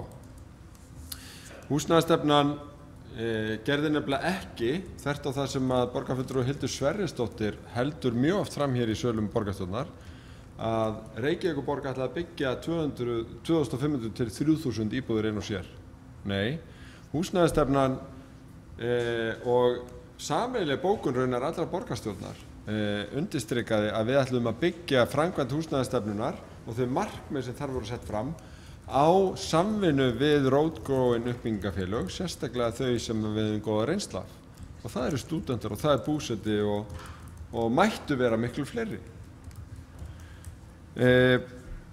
Þannig að þegar þau kosningalofar sem hér er mikið fjallað af einhverjum ástæðum sem Samfylkingin setti fram í kosningabaráttunni voru kynnt, þá var einmitt byggt á sömu áherslu og öll borgarstjórn hafi verið sammála Og þetta er mjög auðvelt að staðreyna með því að einfaldlega fletta upp fréttum af kosningastefnuskrá Samfylkingarinnar. Þar sem var talað stefnumörkunina 1000 stúdentaíbúðir, þar sem var talað mörg hundruð, 400 bústaréttaríbúðir í samvinnu við búseta, þar sem var talað 400 til 800 íbúðir sem yrðu af blandaðri gerð undir yfirskriftinni Reykjavíkurhús. Og síðan samstarfið einkaaðila.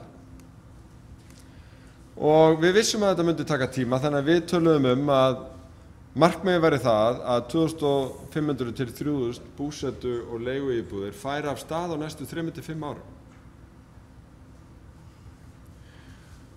Og það er eins og alveg rétt að við áskildum okkur rétt til þess að fara mjög róttækar leiðir ef að þessar áherslur næðu ekki fram að ganga.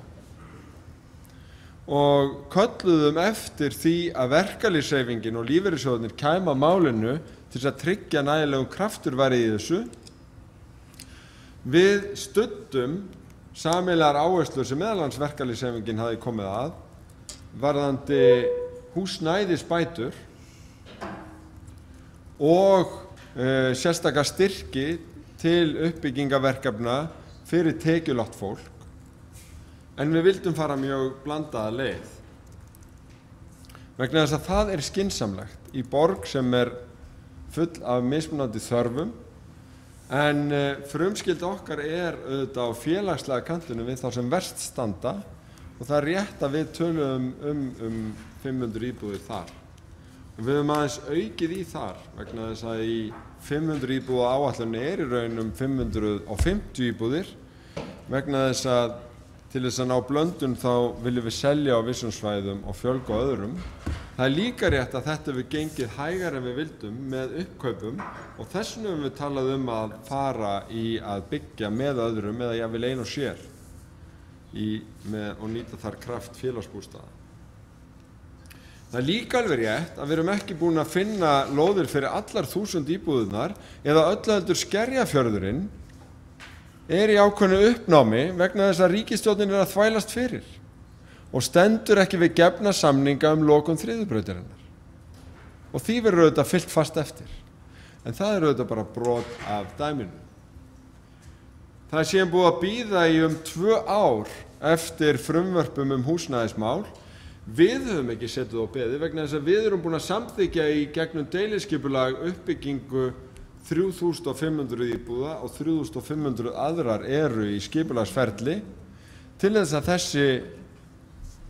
þessi uppbyggingaráform séu algjörlega klár leið og löggjöfin liggur fyrir, en verkalýðshreyfingin hefur lagst á árarnar með okkur og náði fram yfirlýsingu fjármögnun 2300 íbúða fyrir tekjulága síðastliðið vor. Og fjármögnunin stýrir að mörgu leyti hraðanum og þess vegna það alveg rétt að við höfum ekki hend okkar hvað einkaaðilar eða þessi byggingafélög fara hratt í þessi verkefni. Við byggjum í þessum kynningum sem eru árlegar á upplýsingum frá þeim og það alveg hugsanlegt að tölurnar sem við fáum séu stundum metnaðarfyllri heldur en raun á og þess vegna höfum við alltaf uppi þennan fyrirvara. En okkar ábyrgð að gera leigu- og húsnæðismarkaðinn heilbrigðari og fjölbreyttari með því að leggja þessar félagslegu áherslur, því að það alveg rétt ef að borgin myndi ekki hafa þessu skoðun þá hættan sú að það myndi bara byggja stórar lúxusíbúðir fyrir fáa en ekki fjölbreyttur húsnæðismarkaður fyrir alla. Og þess vegna höfum við verið að tala fyrir því núna í bráðum 5 ár að eldra skipulag tekið til endurskoðunar og lögð ríkari áhersla á litlar íbúðir sem nýtast fleirum heldur en þessar stóru.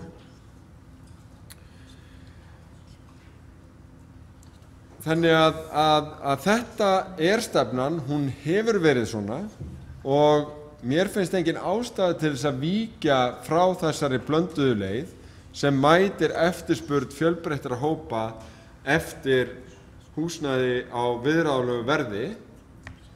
En ef einhver velkist í vafa það hvers vegna bankastofnanir komast þeirri niðurstöðu að það sé hagstæðara fyrir fólk að kaupa heldur en að leigja, ef það hefur á annað borð efni á því að kaupa, þá það vegna þess að opinber stuðningur við þá sem kaupa meiri og hefur verið árabil í gegnum vaxtabætur við þá sem að kaupa heldur en þá sem leigja, eins furðulegt og það nú þó að þeir sem séu á leigumarkaði standi almennt svona verr heldur en þeir sem eru á kaupendamarkaði. Og þetta það sem að húsnæðisbótunum ætlað að breyta.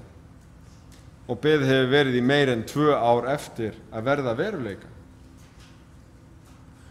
Og þetta var hluti af pakkanum í kjarasamningunum í vor og þetta eitt af frumvörpunum sem á að koma fram núna, sem breytt húsaleigulög, sem lög byggingarsamvinnufélög, sem húsnæðisbætur og síðan stofnstyrki.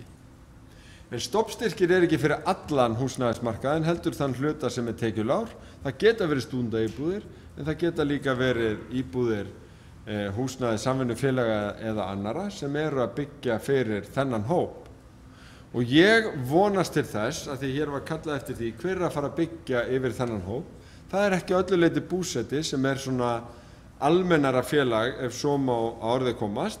Hugsanlega þarf verkalýðshreyfingin að koma til og stofna félög til þess að fara í samvinnu við borgina að byggja yfir þennan hóp. Og ég myndi fagna því sannarlega ef verkalýðshreyfingin tekur það skref eins og verið hefur til umræðu bæði á vettvangi hennar og lífeyrissjóðanna á undanförnum árum en ekki orðið af stofnun slíkra félaga ennþá.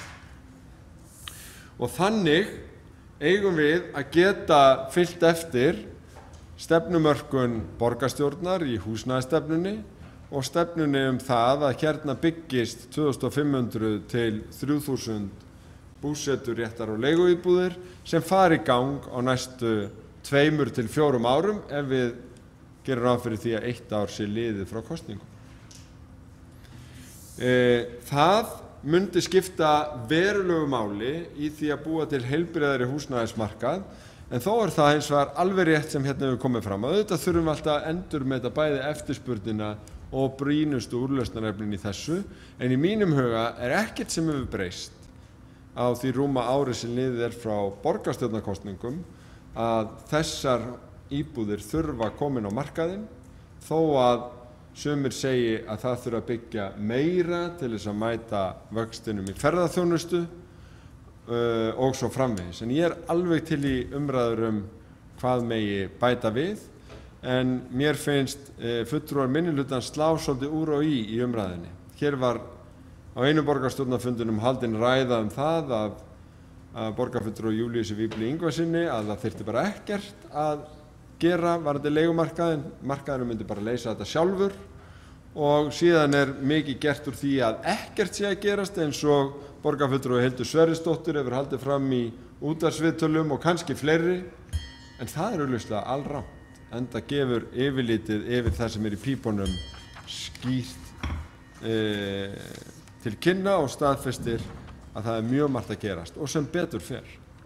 Það borgarstjóri lokið máli sínu og þá hefur einn borgarfulltrúi óskað eftir því að veita andsvar við ræðu borgarstjóra, og þá borgarfulltrúi Guðfinna Jóhanna Guðmundsdóttir.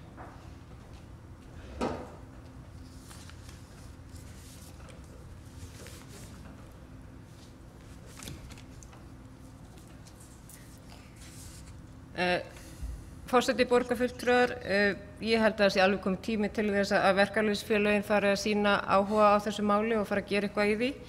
En varðandi smá misskilning sem gætir hjá borgarstjóra fyrr og seinni ræða minna, fyrri ræðan gekk aðallega út á hvernig ástandið og seinni ræðan að reyna að greina það hvernig hlutirnir í rauninni væri hægt að gera úr þeim. En húsnæðisstefnan, að þetta sem kemur fram í henni, svo ég ítreki það eina fyrir neins, því að það borgarstjóra virðist ekki einhvern veginn hafa misskilið sem ég sagði í seinni ræðinni, að þetta eru fögur fyrirheit sem í húsnæðisstefnunni það að það eigi að byggja hérna upp markað leiguíbúðir og búsetur eftir íbúðir, sem þá ekki verið að tala innan þessa félagslega kerfis eða stúdenta, heldur bara fyrir ungt fólk, bara almennt, en það ekki verið að úthluta slíkum lóðum. Og til þess að það sé hægt að framkvæma þetta, svo ítreki það aftur sem ég sagði, þá verður borgin að geta úthluta lóðum svo hægt sé að byggja slík hús.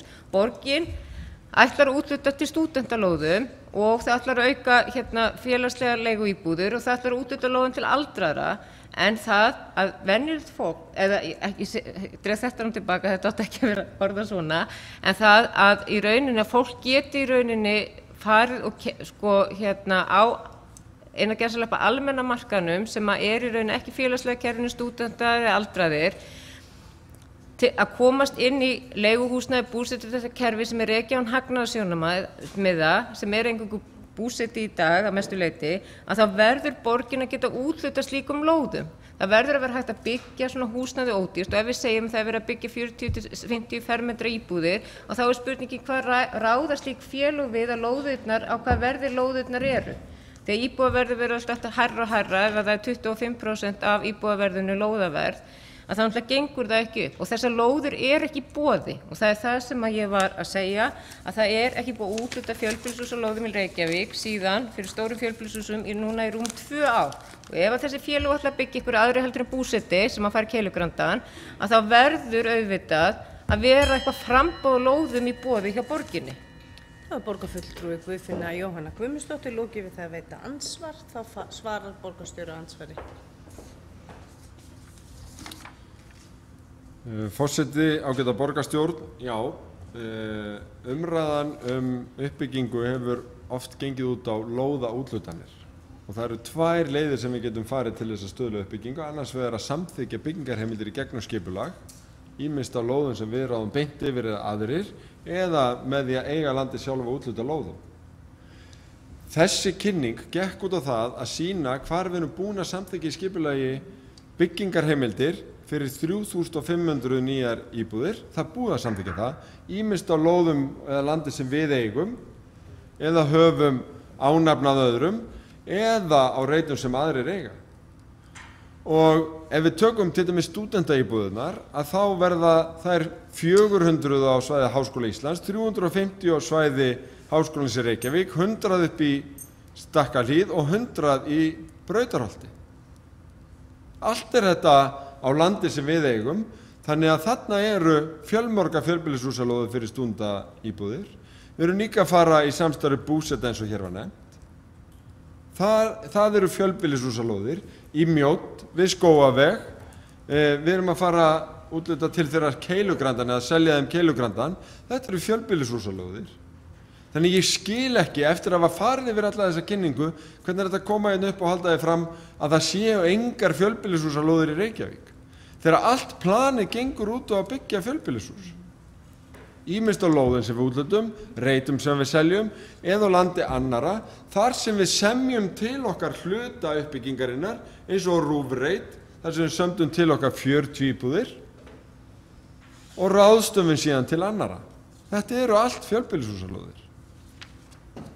Það er borgarstjóri lokið við það að svara andsvari. Það veitir andsvari öðru sinni borgarfulltrúi Guðfinna Jóhanna Guðmundsdóttir.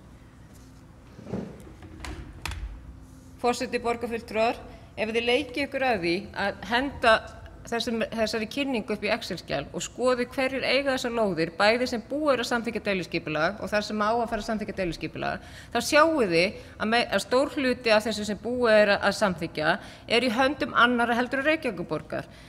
Ég er búin að setja þetta upp í Excel-skjal því miður ekki með glæru, en samþykkt deiliskipulag nú þegar, þessu 3500, í renni þar niður.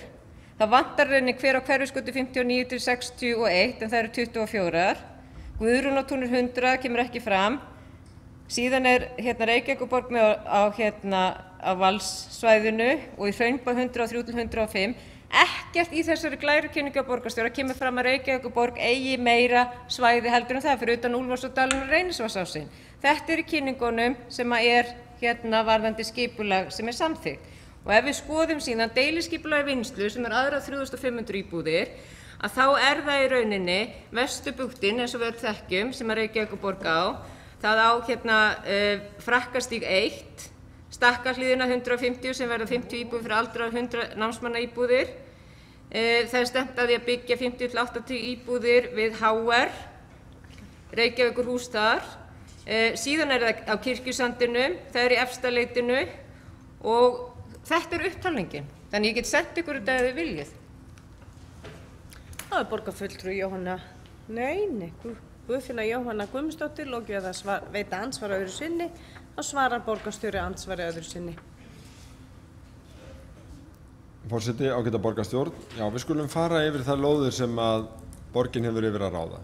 Stundaíbúðirnar, Svæða Háskóli Íslands 400, HR 350, Stakkahlíð 100, Brautarholt 100. Tökum búseturéttin.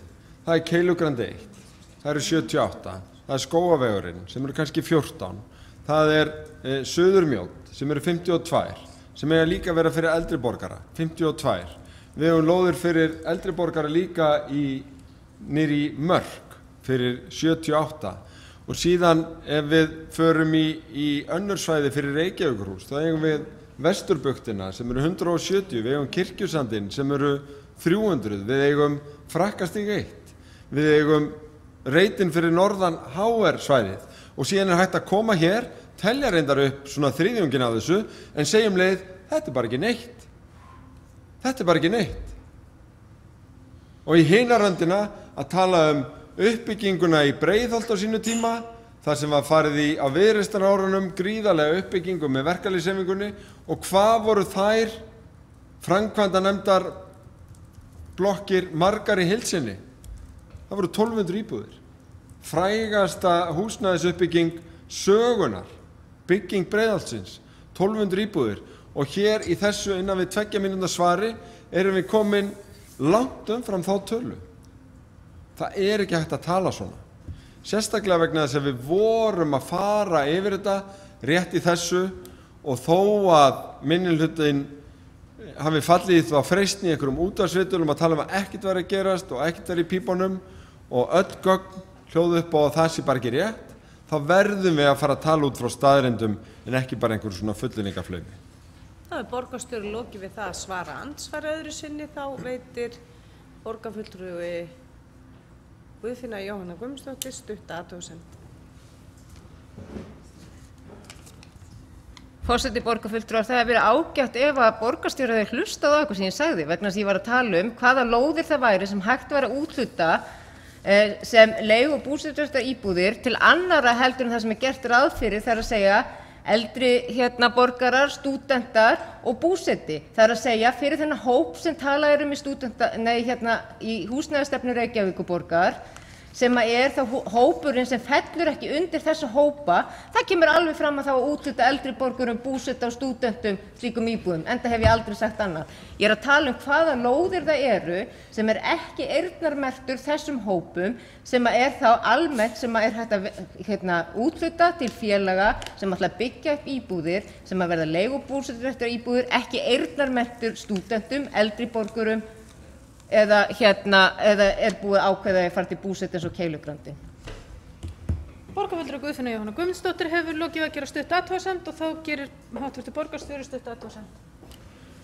Forseti, ágæta borgarstjórn, þetta er einfaldlega rétt hjá borgarfulltrúanum. Ég hef greinilega misskilið hann og ég biðst afsökunar á því. Þegar búið er að taka sirka þessar 2000 íbúðir sem við vorum að rekja, að þá spyr borgarfulltrúinn hvar er hægt að finna viðbótarlóðir til að koma frekar uppbyggingu í þágu tekjulágra fyrir, og það er auðvitað verkefni. Þarna myndi ég gjarnan vilja sjá félög á vegum verkalýðshreyfingarinnar eða annarra koma til skjalana og er tilbúin til að finna lóðir fyrir þær. Það getur til dæmis verið á Hraunbæjarsvæðinu, þar sem við vorum að kynna sem framtíðarsvæði. Þar getur verið hluti af þessum 20% sem við semjum til okkar þegar við erum að semja við verktakana. Þær geta líka verið á ýmsum svæðum sem er að koma út úr hverfisskipulaginu. Og við getum líka hugsað okkur eins og lóðirnar upp við Spöng og annað, þar sem við erum að fara í einhverja blanda uppbyggingu, að við eigum möguleika til þess að þau komist hratt og vel á stað ef þau eru stofnuð hratt og vel, sem ég vona verði, jafnvel núna öðru hvoru megin við áramótin. Og ég er alveg nefnilega sammála því í grunninn að það væri mjög æskilegt ef að það bil 400-500 íbúðir færi uppbyggingu af þessu tagi sem hluta þessari blönduðu mynd. Hv. borgarstjóri hefur lokið að gera stutt athugasemd og þá er komið að borgarfulltrúa Hildi Sverrisdóttur að veita andsvar við ræðu borgarstjóra.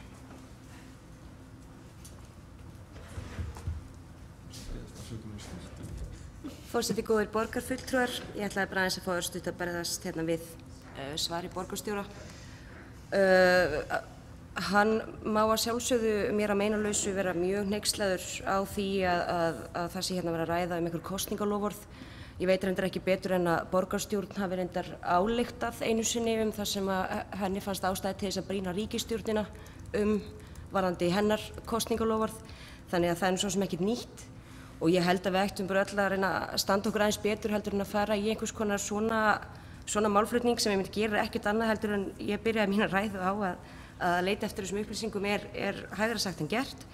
Ég var þarna að tala um þetta kosningaloforð, ég var ekki að tala um húsnæðisstefnuna, ég var að tala um það sem að Samfylkingin leyfði sér, vitandi vits eður ei, ég veit það svo sem ekki, að búa til skynjun sem var bæði ólögleg og bara mjög óábyrg og eins og er að sýna sig í dag. Ég mun halda áfram að tala það, mér finnst það lélegt og ef að vera að tala núna um þessi blandaða byggð sem að var verið að tala um er svo að við erum að reyna að breyta byggingarreglugerðum, við erum að reyna að byggja ódýrar, við erum að reyna ekki hafa bílakjallara undir öllum húsum til þess að við getum búið upp ódýrar íbúðir fyrir alls konar fólk, þá erum við öll sammála um það. Það er þverpólitískur stuðningur fyrir því. Það er ekki það sem var að tala um og það er ekki það sem að kosningaloforð Samfylkingarinnar bar með sér og við getum alveg reynt að þræta þetta fram og tilbaka. Ég held að við vitum öll að þarna var seilst of langt og það var óábyrgt og að lokum vil ég bara fá að spyrja aftur. Borgarstjóri tala hér um blandaða byggð. Ég spurði áðan hvort að ég á að skilja þessum svo að það sem var kallað Reykjavíkurhús sem átti að rýma þessar ódýrar íbúðir fyrir venjulegt fólk, fyrir félagslegu, fyrir aldraða, fyrir stúdenta og svo víðari. Er ég að skilja það rétt að það sem er kallað núna Reykjavíkurhús sé bara félagslegi anginn því að meirihlutin af Samfylkingin var gerð afturreka skiljanlega með þær pælingar sem leiðu sér að viðra í kosningabaráttunni því að þær auðvitað gengu ekki upp. Þannig að ég syns að skilja það rétt að Reykjavíkurhúsin er núna félagslegi anginn. Ég vildi gjarnan fá svar við því. Takk. Borgarfulltrúi Hildur Sverrisdóttir hefur lokið að veita andsvar, þá svarar hv. borgarstjóri andsvari. Forseti, ágæta borgarstjórn, ég hef aldrei skilið málflutning borgarfulltrúans kosningaloforð Samfylkingarinnar vegna þess að það er alltaf fylgir því einhver lýsing sem að enginn kannast við. Hvorki úr fjölmiðlum frá sínum tíma né nokkur öðru en ræðum sama borgarfulltrúa, bæði fyrir og eftir kosningar. Ég hér að horfa bara á frétt af eyjunni úr miðri kosningabaráttunni þar sem verið að rekja kosningaloforð Samfylkingarinnar, þar sem að kemur fram að ég hafi kynnt meðal annars staðsetningar og uppbyggingaráform fyrir 400 búsetaréttar íbúðir búseta, 1000 nýjar stúndaíbúðir, 400 til 800 íbúðir fyrir blandað uppbygging og leigumarkaði, 9 Reykjavíkurhúsi. Þegar við erum að tala um Reykjavíkurhúsin þá það blönduð uppbygging vegna þess að það skynsamlegt. Við viljum ekki hafa uppbyggingu bara fyrir einhvern einn hóp á einum stað, heldur viljum blanda í borgina, í hverfin og í blokkirnar. Reykjavíkurhúsin eru þess vegna áhugaverðar staðsetningar þar sem við sjáum fyrir okkur félagslegar íbúðir en líka aðra samstarfsaðila sem vilja húsnæðisuppbyggingu á félagslegum grunni og einkaaðila. Þannig hefur þetta alltaf verið kynnt, þannig hefur þetta þróast og ég held að það séu fáir sem finnir sig í lýsingum borgarfulltrúans á þessu verkefni. Þetta gert til dæmis niður á Vesturbugt og Kirkjusandi til að blanda í þau hverfi sem þar eru. Niður í Vesturbugt þá væri annars hægt að það myndi bara byggjast upp stórar og dýrar íbúðir fyrir fáa. Þannig að 550 íbúða plan félagsbústaða ekki uppbygging á fáum stöðum heldur dreifist mjög víða, meðal annars sem bland inn í Reykjavíkurhúsin. Ég vona að þetta skýri eitthvað, svona hefur þetta alltaf verið lagt upp. Það sem hefur verið flókið hvernig nákvæmlega að standa uppbyggingunni, hvort að félagsbústaði geti byrjað og selt síðan út frá sér eða hvort að þetta verið boðið út og þá hvernig og núna standa útfærslurnar þannig eins og fjallað hefur verið í borgarráði að þetta verið boðið út til einkaaðila og í raun félagsbústaðar ásamt öðrum kaupi tilteknar íbúðir í nokkurs konar forsölu. Háttvirtur borgarstjóri hefur lokið að svara andsvari og þá andsvörum lokið og næsta mælendaskrá borgarfulltrúi Áslaug María Friðriksdóttir.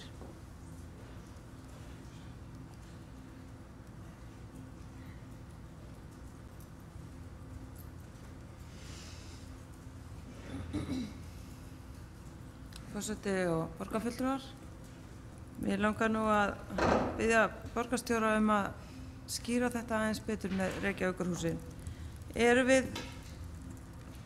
Erum við þá fallin, við erum í raun að vera fallin frá þeim hugmyndum sem að svona voru kynntar fyrst. Við erum þá bara að tala félagslegt leiguhúsnæði. Það búið þá að afskrifa þennan tekjuminni hóp, þannig að uppbygging fyrir fólk sem ekki með, sem ekki fellur undir aldraða, fatlaða eða námsmenn, sem fellur til þeirra hópa sem við hefum verið að styðja í gegnum tíðina. Hún þá ekki lengur neitt inni, þannig að við erum bara að tala þá bara fjölgun íbúða án þess að það séu svona til sérstaks hóps. Það sérst bara farið. Ég bara skil ekki alveg, mér finnst algjörlega óskiljanlegt hvernig í raun og veru meirihlutinn og borgarstjóri sér fyrir sér Reykjavíkurhúsin og hvað þá svona frábært við þau. Ég ekki að ná því. Mér finnst ég bara ekki fá útskýringar á því. Þannig ég ætla að biðja meirihlutann að skýra þetta betur því að það hvergi hægt að lesa þetta. Þetta algjör kafbáta mennska í upplýsingaflæði sem bara mjög skrítið vegna þess að það tala mjög mikið þetta og gert mjög mikið úr þessu finnst mér svona í fréttum. Svo maður allar að fara svona að kynna sér þetta betur hvert þetta eiginlega komið því þetta byrjaði á einu stað og fór svo einhvern veginn hratt á annan án mikil samráðs og með einhvern veginn í gegnum þannig vinnuferli að þeir sem í minnihluta voru og komu að þessu gátu ekki fylgst með. Það var svo illa staðið að þessu öllu saman. Þannig að við krefumst bara þess að hvar standa Reykjavíkurhúsin nákvæmlega núna, fyrir hverja Reykjavíkurhúsin, allar hugmyndir það að þarna verði boðin í raun og veru hluti íbúða til fólks á leigumarkaði annara en þessara hópa sem ég taldi hér upp áðan og hafa verið taldi hér upp áður. Hver er staða Reykjavíkurhúsanna? Hvar stöndum við með þau í dag? Hvað er frábært við þau? Það viljum við einfaldlega fá að vita. Svo er það verður nú bara að taka undir það að, já, ekki taka undir það og það var bara, maður fylgdist nú bara með því í kosningabaráttunni. Fyrst komið fram loforð 2500 til 3000 leiguíbúðir á markaðinn í Reykjavík í boði Samfylkingarinnar. Þetta var nú einfaldlega á vefnum Samfylkingarinnar, kæri borgarstjóri, þangað til við það var átt á einhverjum tíma að því að var breytt.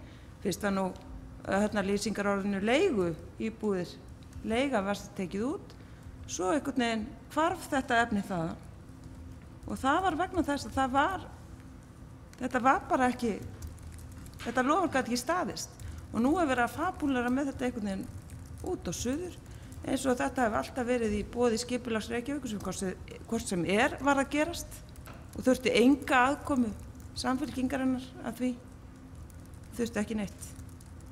Þannig að það að vera að tala um að það sé óskiljanlegt að skilja okkur við séum að tala um þetta.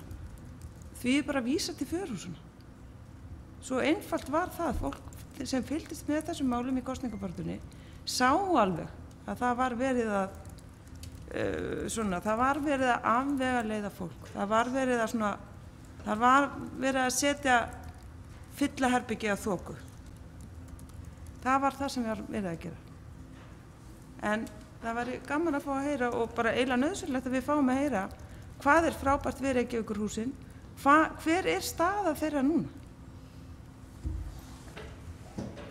Borgarfulltrúi Áslaug María Friðriksdóttir hefur lokið máli sínu og þá tekur háttvirtur borgarstjóri til máls.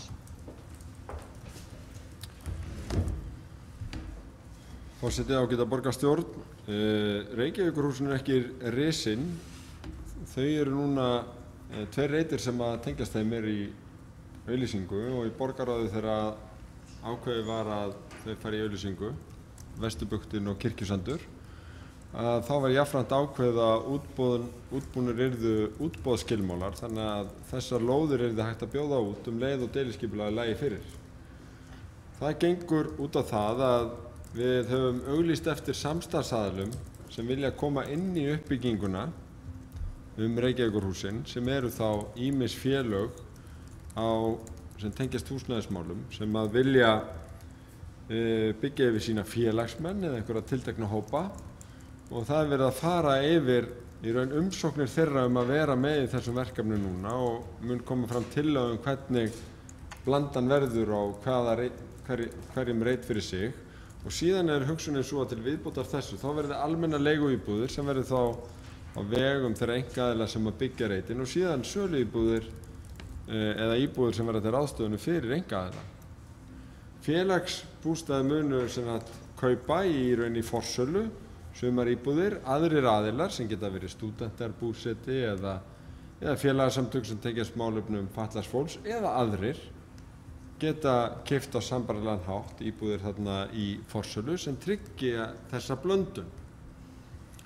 Þetta hefur ekki verið gert áður og þess vegna er kannski svolítið framandi hugmynd og getur virst flókin en það er auðvitað flóknara að blanda í svona uppbyggingareiti heldur en bara að selja reitin hæstbjóðanda eða byggja hann allur fyrir eigin vélaafli til félagslegra nota en það viljum við ekki gera, við viljum einmitt hafa þetta blandað og það er spennandi og að því að því var haldið fram að það sem við sögum fyrir kosningar hefði verið eitthvað óskýrt eða loðið eða jafnvel horfið þá hefur það alltaf verið skýrt og það er á vefnum og það hljómar svona með leyfi forseta. Við viljum stuðla að byggingu 2500 til 3000 leigu- og búseturéttaríbúða í góðu samstarfi aðila eins og Félagsstofnun stúdenta, búseta, félagsbústa og einkaaðila. Þannig verður uppbyggingin hröð og örugg ef borgin býður til samstarfs við slíka aðila sem hafa áratuga reynslu á þessu sviði. Meginatriðið er að borgarbúar, ekki síst ungt fólk, eigi val fjölbreytt húsnæði á viðráðanlegu verði. Tilvitnun lýkur. Háttvirtur borgarstjóri hefur lokið máli sínu og þá er umræðum lokið. Og við förum í umræðu loftslagsmál.